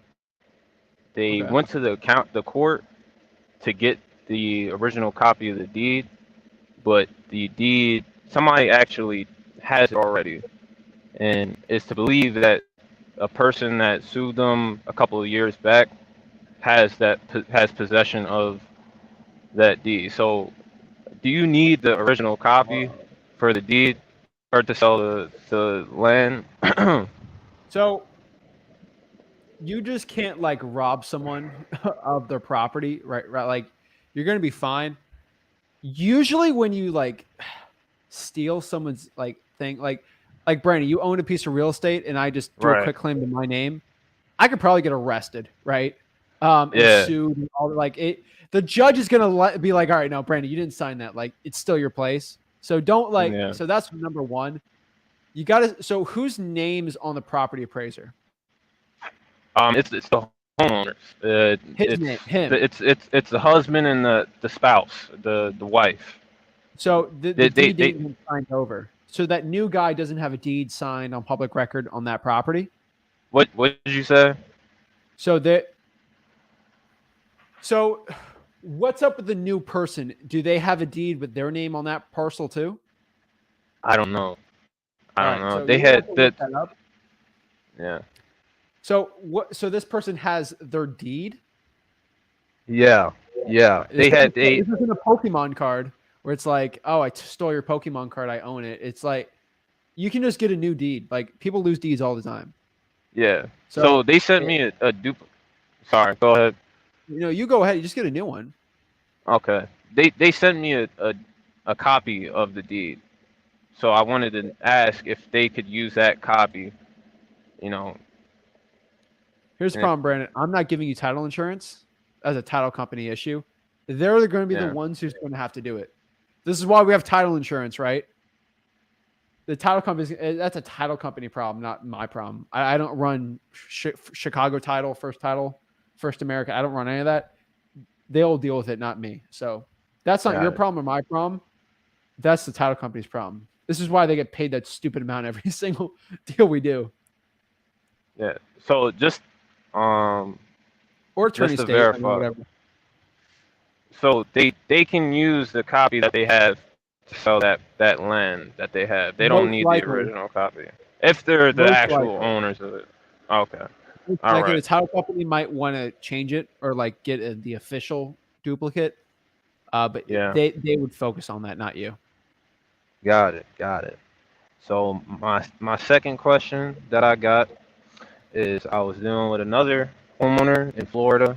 They have three properties and they're all three of them are condos. So I just wanted to know like if is a big difference between a single family and a condo, wholesaling a condo. What county? Uh, Okeechobee, Okeechobee County? Okeechobee. Oh boy. Okay. Is it on the lake? Tell you the truth, I honestly don't know. All right. I'm asking another question. Is this in the hood? Okeechobee? So I saw a picture of it looks like it's in the hood. I'm gonna All right. I'm not I'm gonna saying be that like honest. disparaging, but like Okeechobee's got like yeehaw, and then it's got the Yeah, hood. It's, yeah, it's like there's nothing between it. So yeah, most likely if it's a condo kind of in the hood type thing, you're yeah. not you can wholesale it. If it's one of those So bougie like $2,000 yeah, a month HOAs in Florida, you're not. You're most likely going to be able to wholesale it. Some HOAs yeah, are weird. I would just lock it up and have the title kind of deal with it, but you don't really know the rules of the HOA unless you can. I would see if you can get the bylaws from the owner. yeah, Some owners don't yeah. have them, but I'll skim through them. I Got it. actually personally like to do is I like to take the bylaws if I can get a copy of it online, copy it, paste it, put in a Word document, and then search company, purchase, sale, and then kind of see the rules on it, and then figure it out. Because some HOAs don't let companies buy it, some do. Sometimes you got to double close it. Sometimes you got to do buy it in a personal, like it's all over the board. But you should have the only issues I personally found is when the HOAs are like really high, or if there's like you can't buy and sell a house within 30 days. They all got different rules. I would try to get the bylaws. If you can't, just lock it up and try to sell it and then see what happens. Okay. I do a lot of I'm condos, dude. I'm going to say go for it. yeah. I'm gonna say it's 50-50. I'm not sure if it's in the hood or not, but the price for two of the properties he wants 250, and the other one he wants 170. So Dude, I'm yeah, by Okeechobee's technically my market, technically not. It's kind of it's like an hour from me, but like it's way out west. We don't really do a lot of deals because there's not a lot of people there, but like we'll lock up a deal for like 50 and sell it for like 70. So like I mean, they're cheap out there. No one wants to live out there, so that's actually reasonable. So yeah, got it. that's Um, good. I had I had I had some advice to give to Vince if I can give a pointer Oh to yeah, him on I here. don't know if you can listen, but So, so I don't know if he's still in here, Vince, but I had a seller that I was dealing with. She's actually has a property in Tampa, and she lives. I'm not gonna say where she lives at now, but I had trouble building rapport with her. But over time, I kept following up with her just naturally. the relationship we found a connection, and a couple of weeks back I actually met up with her on an appointment. Very nice lady, and you know, just keep following up with the person that you're struggling to um, build rapport with, and don't try to force it. Let it build like organically. So that's my advice to Vince. Facts, man. Yeah, I agree. yeah, You just yeah. you got to show you care, and if you show you can care to a seller, that means like putting that human factor on there. That no other wholesaler is going to do that. All right. So little stuff, like I always like to say, hey, how's your mom doing? How's your grandma? How's your leg doing? How's your surgery? How's your back? They tell you, hey, I got neck problems. How's your neck feeling today? I tried this, what do they call icy hot? I don't, you just put something like you just, oh wow, Brandon actually cares about me. Yeah, It works. So I agree, man. totally. But appreciate you, Zach. Thank you for giving me advice, especially you guys aren't too far from me in market wise. I really do thank you for that. You and your dad, you guys are amazing. Adios. I feel like Thank you you. need help, dude. You got some crazy deals you've had. I have to help you out like Superman out here. My gosh. Yeah. What's wrong with you Yeah. cash buyers? Right. Also, I'd like to do interviews with you. Get my story out there because you guys helped me on this journey. So I'll be more than happy to do an interview. It's gonna be important, man. If you ever got to figure out how to figure out a bad buyer from a good buyer, do me a favor. Facebook message me and then email me. It's like hard to get a hold of it, but I'll look for you out there. Actually, no. Email podcast, just capital podcast, and then I'll schedule you out. I'll schedule something out. It's email podcast. No, support at flipwithrick.com. All right, I'll go back to it. I'll look at it. It's support at Rick and Rick. Support at flipwithrick.com. Okay. All right. I'll remember that. And appreciate you, Zach. Subject podcast. It'd be good. Yeah, guys, if you got a deal for me, you're making do well, email support at flipwithrick.com. If you join the podcast, you get a shout out. You get JV deals. It'd be great. So, Brandon, I appreciate it. Keep it up, and let me know how I can help you out. Any more, man? Appreciate you, Zach. Thanks, you. Man. Boom. Awesome. Next here, we got Jay. Hey, yo. How you doing, Zach? I'm blessed, man. How are you? Oh, my gosh. No way. Hey, man. First off and foremost, I want to appreciate for giving out this game that costs, man, you could be charging millions of dollars, but you really doing this for free, and I appreciate that, man. Of course, man. But I'm making enough money, man. I'm You're making more than enough, that's for sure. But, man, so I just started doing this whole wholesaling thing, and I just found you. And then I came across your video of options for pre-foreclosure sellers. Yes. And then all of these things, I printed it out on I printed out a whole bunch of sheets, and then I put it on just houses with pre-foreclosures that I have found from PropStream. So I put it in there, and then somebody had called me, and then I remember you saying, don't just start off with a cash offer. Go over the other things like bankruptcy, the other options. Yes. So I did that, and then she didn't like any of the bankruptcies or selling the house to a realtor, a HELOC loan, but she said that she wanted a cash offer. And then I was like, okay, you want a cash offer, all right. So I did my research on the house. She said that she wants to sell the house, like just the equity on it.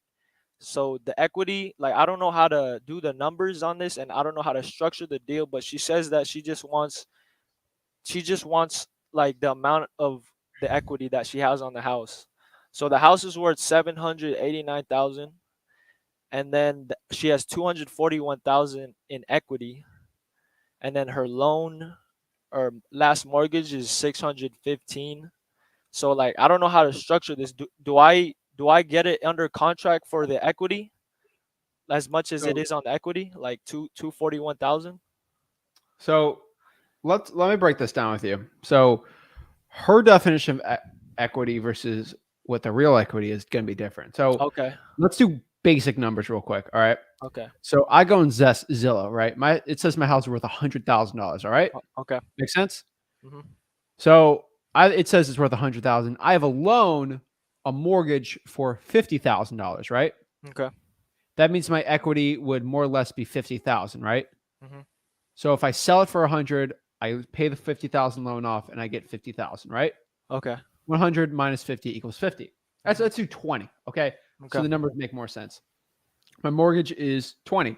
So if I sell it for 100, 20,000 mortgage, then I get 80,000, right? Okay. I think it's worth 100. So I think my equity is 80. And let's say I haven't dealt with the house at all. It's a shack. It keeps getting broken into. It's disgusting. There's cockroaches. There's mold. The roof's leaking, right? It's really worth 60, but Zillow says it's worth 100. And so I go to Jay, say, hey, Jay, I want my equity. My equity is 80. But here's the problem. You're going to be like, wait, this house ain't worth more than 60. Uh-huh. But they said their equities. It doesn't matter, right? Okay. You, Jay, need to figure out Mm-hmm. the MAO, which is short for your max allowable offer. How long have you been like watching my stuff and getting into wholesaling? Man, it's only been 2 weeks. 2 weeks. All right. So just understand, man, like you don't have to learn everything instantly.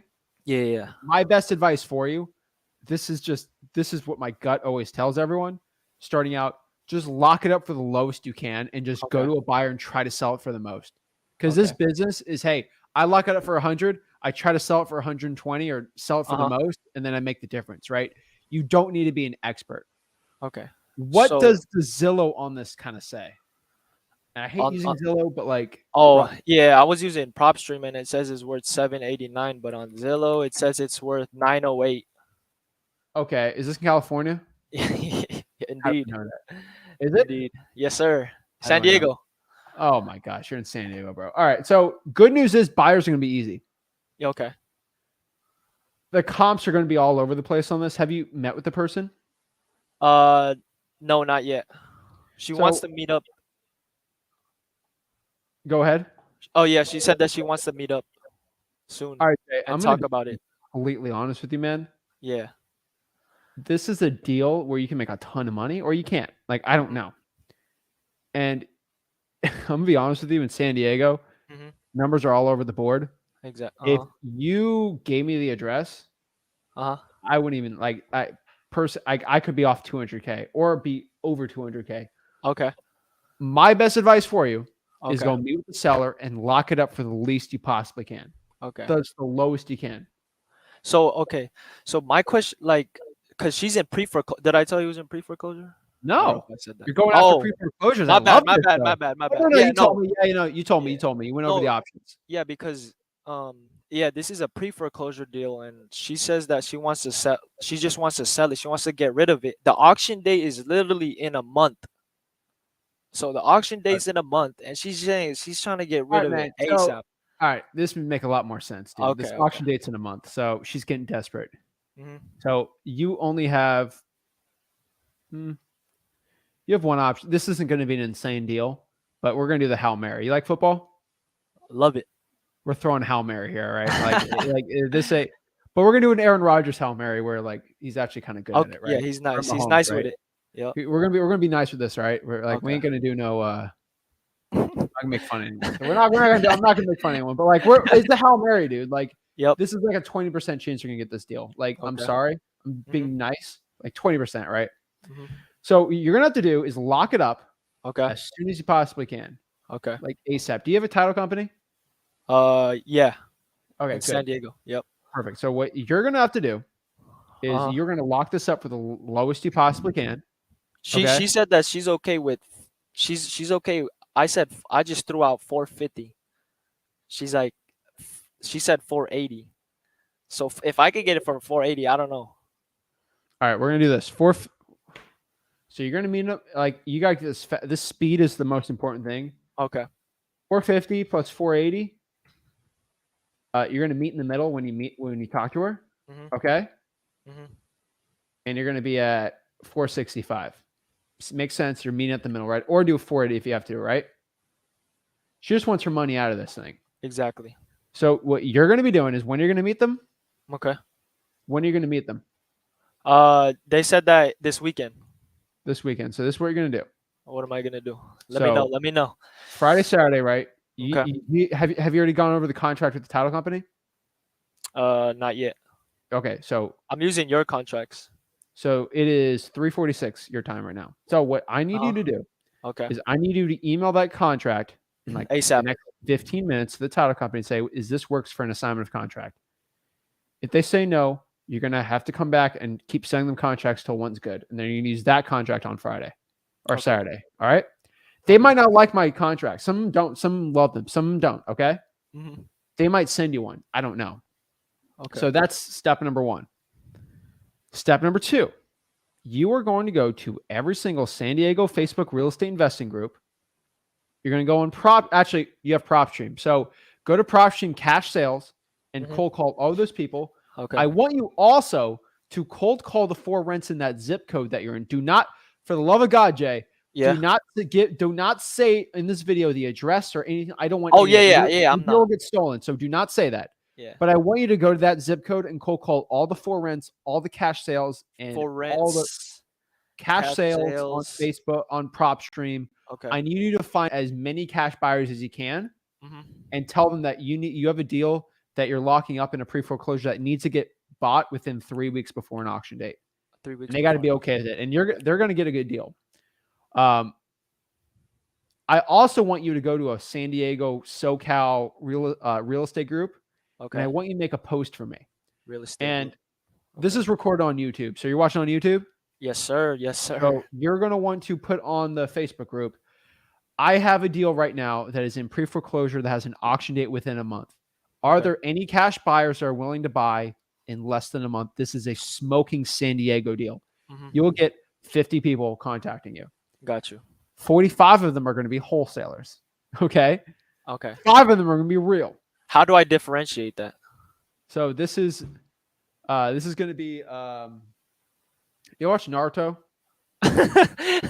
No, sir. All right. Sir. There's one of those where like the guy can split into like multiple like versions of himself. So there's like a Zach, and then there's like Ghost Zach and then Ghost Zach. You're going to have to figure out which one's the real one. Yeah. And then like they usually like karate chop the guy. You're gonna have to just play around because you're gonna have 50 people and then 45 of them are gonna be fake. Yeah. That's what I All right. Have you played Among Us? Yes. Yeah. Most definitely. It's Among Us, bro. Dang. All right. It's gonna be like that. It's like that, dude. Oh, all right. Man. Except there's more bad than good. You're gonna have to figure out which one's real or not. And how do you figure out? How do you do Among Us? Right. You got to ask questions, right? Mm-hmm. And that's why you're gonna do it, man. So you're gonna go to Cash Buyer, get a proof of funds, get all the stuff from it. But you're gonna have to be working. So you have 2 huge tasks. From now till you get that contract locked up. Title company contract. Yep. Post on Facebook and find a cash buyer that's willing to close really quick, and then you're gonna sign it to them. Okay. So yes, sir. So my biggest thing is like that I'm worrying about is that last mortgage amount, and like I don't gotta worry about none of that. That's a title company issue, not you.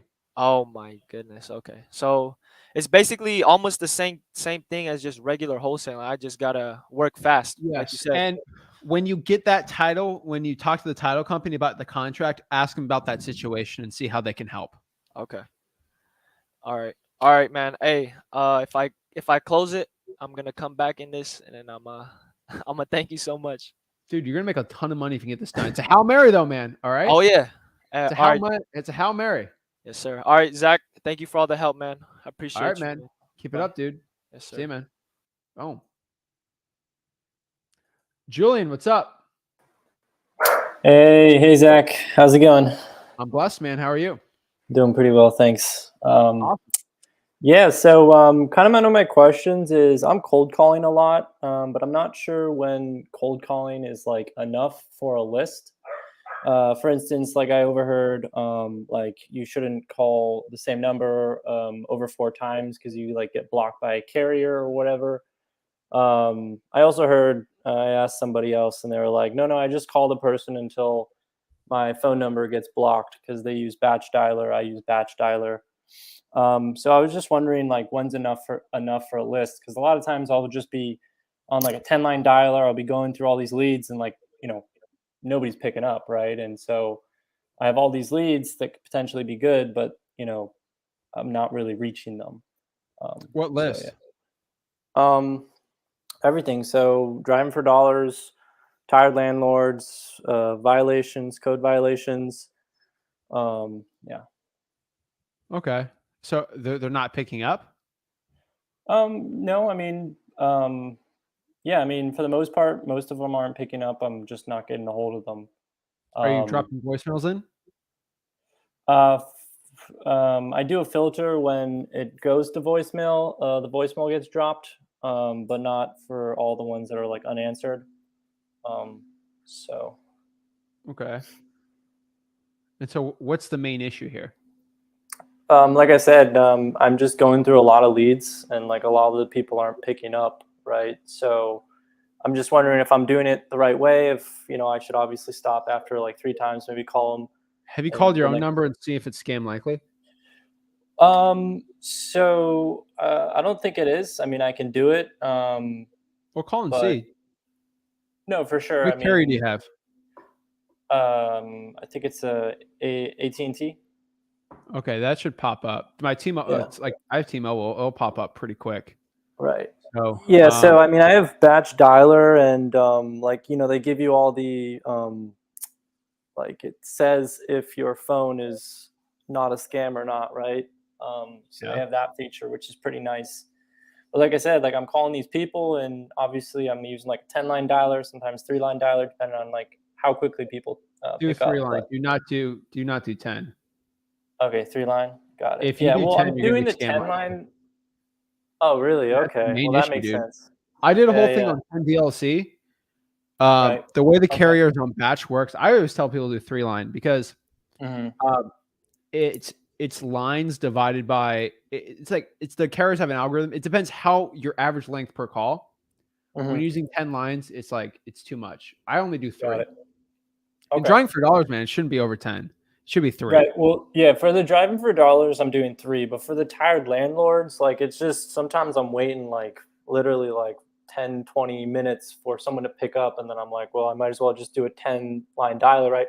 And so this was actually before, just to clarify, I started in the Miami, Fort Lauderdale, and Palm Beach, West Palm Beach area, and I know that's a bigger Definitely a market. problem. So yeah, so now I'm going to obviously smaller counties. What market are you in?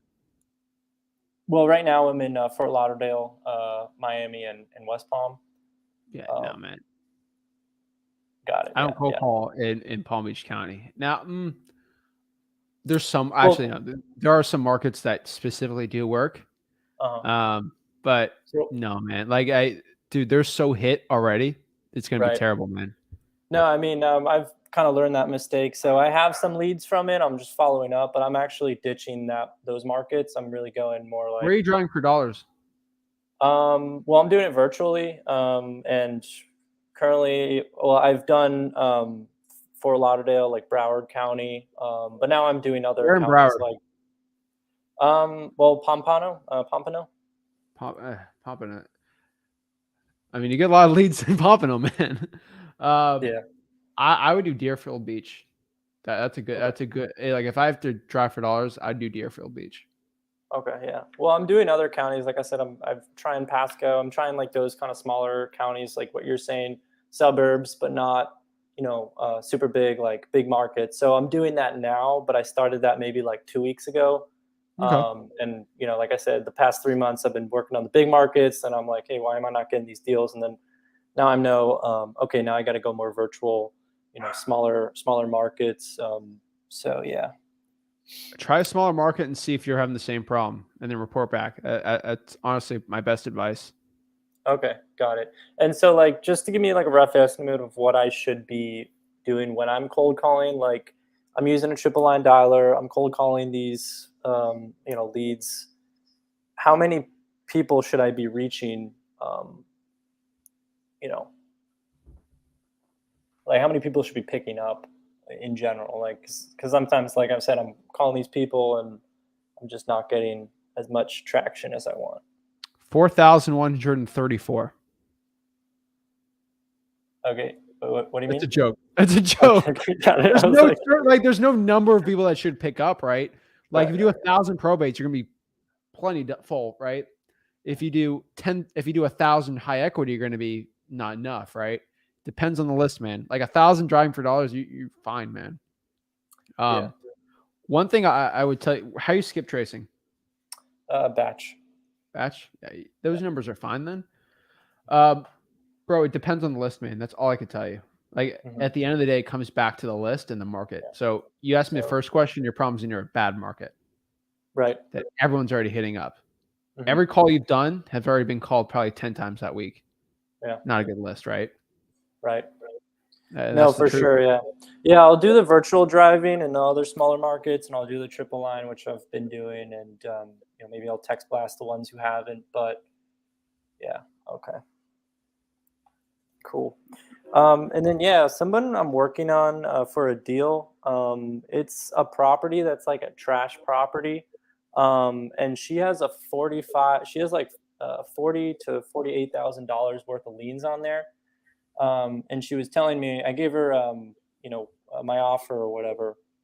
And she was like, no, you can apply for the amnesty program and you can get the lien reduced. Okay. She isn't taking care of it clearly, but she thinks that $45,000 to $50,000 can be pretty much wiped off. Obviously given back to her in the lien? offer. Again? So I don't remember exactly, but it was a 3-bedroom house, but now it's a 4-bedroom. The 4th bedroom was a garage, but she wasn't supposed to build that garage. So I think that's the big one. Is it code? How does someone figure out? I'm assuming it's code, yeah. All right. Yeah. Yeah. You can negotiate those pretty easy. But here's the cool part. You're not going to negotiate it unless you get under contract. Right. Mm-hmm. And so, like, No, you're but not I'm going to saying- negotiate for free. But let's say I offer her like 300 and she's like, no, you can give me 40,000 more because that lien can be completely taken away through the amnesty program. So she's saying, oh, you can offer me more because if you go to call lien services in Miami County or whatever, you can get that reduced. And I did call the lien services in Miami and they're like, yeah, you can, if you can fix up the property, make it look nice. That'd be great.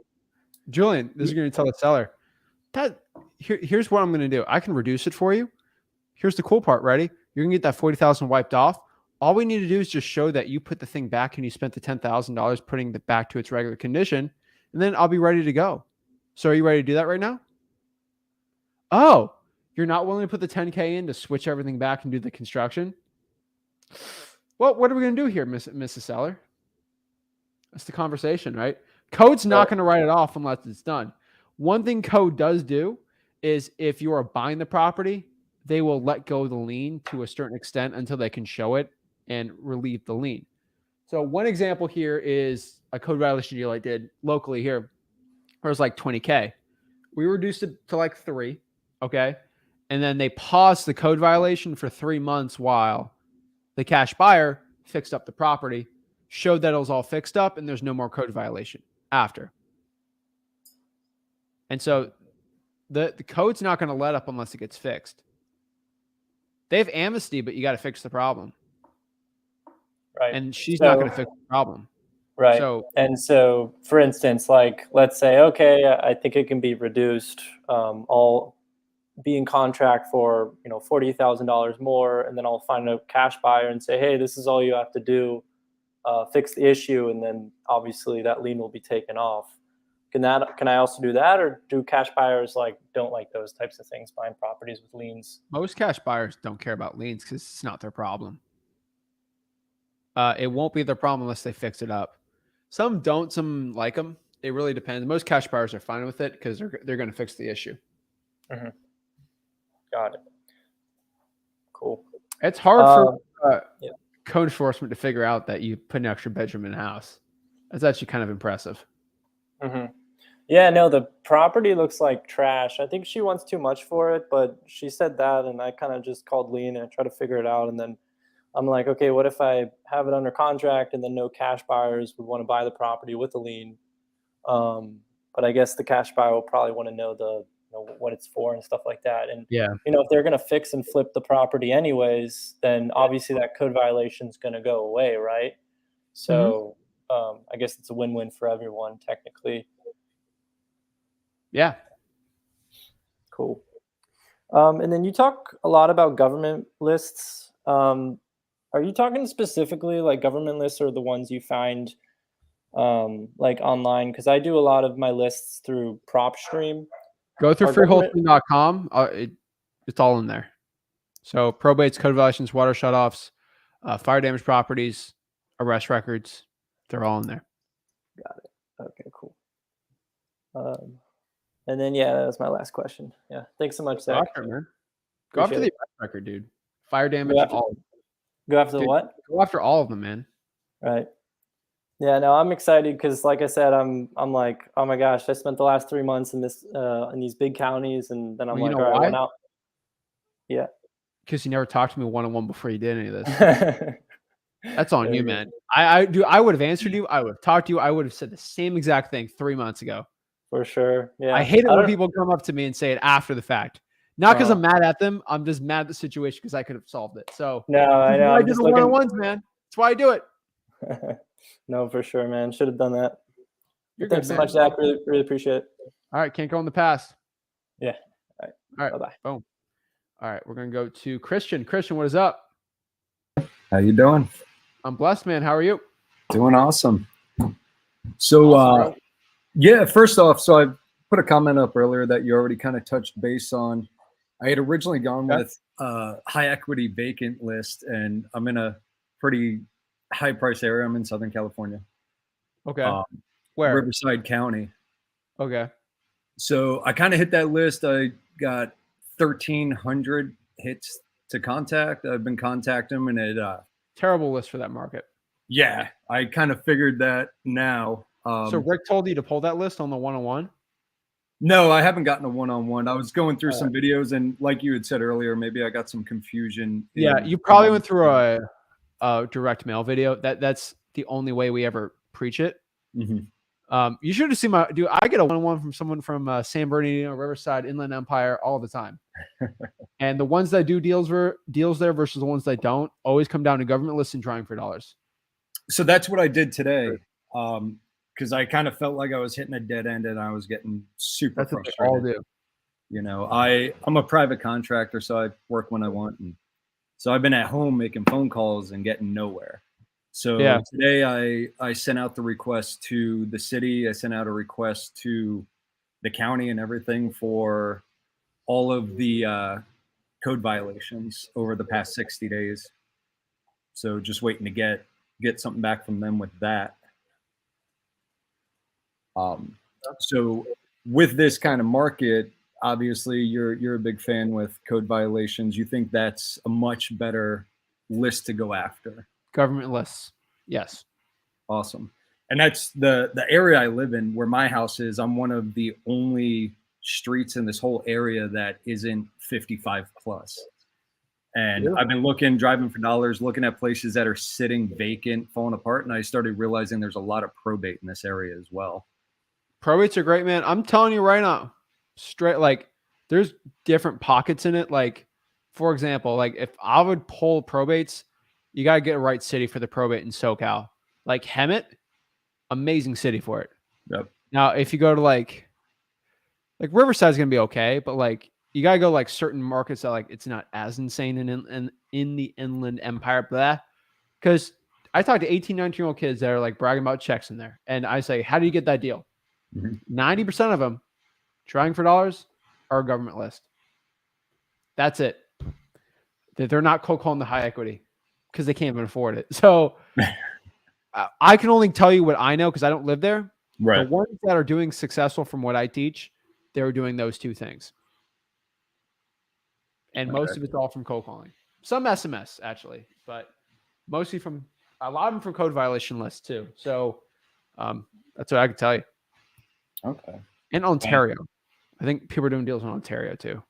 Yeah, that's a pretty good area. And where I'm at, like I said, it's 55 plus. It's a lot of older people. And I'm seeing places that are going into probate left and right, and it's typically going to a family member that lives somewhere in Virginia. It's the best, man. But yeah, other than that, the other thing I was looking at is obviously Southern California. Costs of houses are insane. Now, is that something that you find is typically starting out something to try to stay away from, is these high cost houses, or does that number really not matter if you can find a good deal? It doesn't matter if you find a good deal. There's less of them, and that's the truth. So I prefer for virtual going under 250. But you can make it work. Like I'll deals where I'll lock it up for 300 and make like 150K. There's not a lot of those. Like I'm not doing 50 of those a month. Right? I just can't. There's not enough of those. But I'll scoop those up. But most of those are probates, like high problematic situations. So you can make them work, man. I would focus on your local market and then maybe to go virtual and like do 50-50. But I would focus on doing the government list in your market first. That would probably give the best chance of success because people are doing deals. There's a ton of houses there. So yeah. Awesome. One other question I had, I'm sure you guys probably cover in a video somewhere. You guys kind of covered everything. Oh yeah. So I'm running prop stream. Another thing I've been looking at is pre-foreclosure lists, things like that. How do you find out when those properties would be going to auction? Either you can just look up on the public records of the name, and then usually there's an auction date on there, or PropStream usually pops it up too. Copy that. Awesome. Yeah, I mean, that was basically it. I just wanted to make sure. So my plan here is now going after these government lists, and then other things I was just going to throw out an email campaign or some things like that. Man. See what I can pick up as scraps or something while I'm doing the government lists. Yeah. Christian, this all comes down to what I told Julian. You should have talked to me before you did it, man. Come on. I don't bite, dude. I try to help. Oh, man. Hey, man, I appreciate it. You guys are doing some awesome work. But yeah, hop on. Let me know what happens, dude. I'm here to help. So you know what works. Go after it. Sounds great, my man. Thanks for everything. Right. Keep it up, dude. All right. Boom. All right. We got one more, and then we got to hop off. Remember, guys, hop on tomorrow. We'll pop it up. But I got one question to Sean. Hey. Sean. How's it going? How did Jay get the deal in pre-foreclosure in San Diego, and you did not? I don't know. I actually called someone. I got a call back. What's going on with that? I don't know, man. I'm trying to call the numbers. I used your video on the niche lists because I'm in San Diego, so I got to narrow that down to a workable area. I'm full time now, by the way. I haven't got my first deal yet, but I'm going full time. You cut my strings. So I have one question for you before we get started, though. Yeah. What's one good song for wholesaling motivation? A McGregor walkout song. Okay. I've heard that one before. I'll say that one. All right. So my question is, since I've gone full time, I'm trying to find ways to stay busy and productive during the day. I'm trying to stay away from driving for dollars a little bit. I've done it a little bit. I don't exactly want to cut it all the way. Obviously, that's a good source. Gas prices are crazy out here. Even at Costco, when I get my discount, it's like $6 a gallon. So I get it. So I'm trying to. I got a stupid V6 I'm trying to get rid of. But anyway, what do you recommend to do all day to take up your time to be productive until that 2 to 7 magic hour happens? What do you do to stay busy and productive? Holy arrest record list. Holy arrest record list. Okay, I've tried doing that in San Diego. I don't know. Most of these government records that aren't from like little tiny cities, they don't want to turn over stuff, huh? The county. Call the sheriff's office for the county. Okay, just call them up. Just ask them. They're not going to arrest you for asking. Yeah, no, I just private research, right? Yeah, well, I've tried looking up. I did like the, for instance, I tried doing the water utility thing, and they did the whole, California won't shut water off. Yeah, they didn't want to do that. It's not even a list. So I mean, calling is, and that's not going to take up a good like 8 to 10 hours every day, though. I mean, I know that you said you don't need to do that, huh? Pull the arrest. Just pull the arrest. That's it. Pull the arrest record list. San Diego Sheriff. But for at least 5 days a week, how am I? I don't think that's going to take up that much time. Pull the probates. Pull Pull the fire damage properties. Pull the lien. I mean, I used your niche lists, and like I didn't get too many because, I mean, I got like maybe 50 properties pulled from San Diego on PropStream using your guide from the niche lists video. Yeah. So the only thing I haven't done with that is because you guys recommend not calling pre-foreclosures, and you guys recommend door knocking or sticky notes. Yeah. So that's one thing I haven't done yet. And then I did a driving for dollars list, and I didn't honestly. I just didn't get too many answers from calling. Yeah, most of the people did not answer the phone. All right. So I'm not sure. I'm just trying to figure out things to do to stay productive and busy, because I know you don't need to spend 8 to 10 hours. I saw your other video, like only like 4 or 5 hours, a week or something like that. 4 to 10 hours a week can get you started. But I'm trying to boost my start. I'm trying to hit the ground running. All right. Well, here's another one. Like I legit, while you were talking, I just pulled this up. I just went to the calls for service. This is a live tracker from the San Diego Sheriff's Department of all the active calls being done right now. So right now there's an active argument disturbance on 1600 Live Oak Road. Domestic violence on 200 Selmix Road. Battery. Ooh, there's a fraud. That's a good one. There's a hit and run. Assault with. I'm not going to mention that one. Like, dude, look at this. Like, so these are arrests then? No, these are just calls. Oh, but, like, okay. you see the red here for like DV. Right. Hey, it might be a Violence, good one, Like, they're probably going to get arrested for that, Theft, I see. right? Like petty theft. You're definitely getting arrested for that. 900 Harness Street. Is this person the owner? Like, this is like worst case scenario stuff, Right. So And these this are people is you're saying that you should just ask them if they, because I mean, do these are their, what if they don't own the property? What if they're just renting? Well, they're going to be leaving it if they get arrested. Look it up, dude. Look it up. Okay. All right. I don't know. I've been on that website before, but I haven't looked for that. I don't know if it's available. I mean, obviously it is. I just popped it up, dude. Yeah, you're right. Obviously it is. So I'll just have to figure out how to find it. All right, man.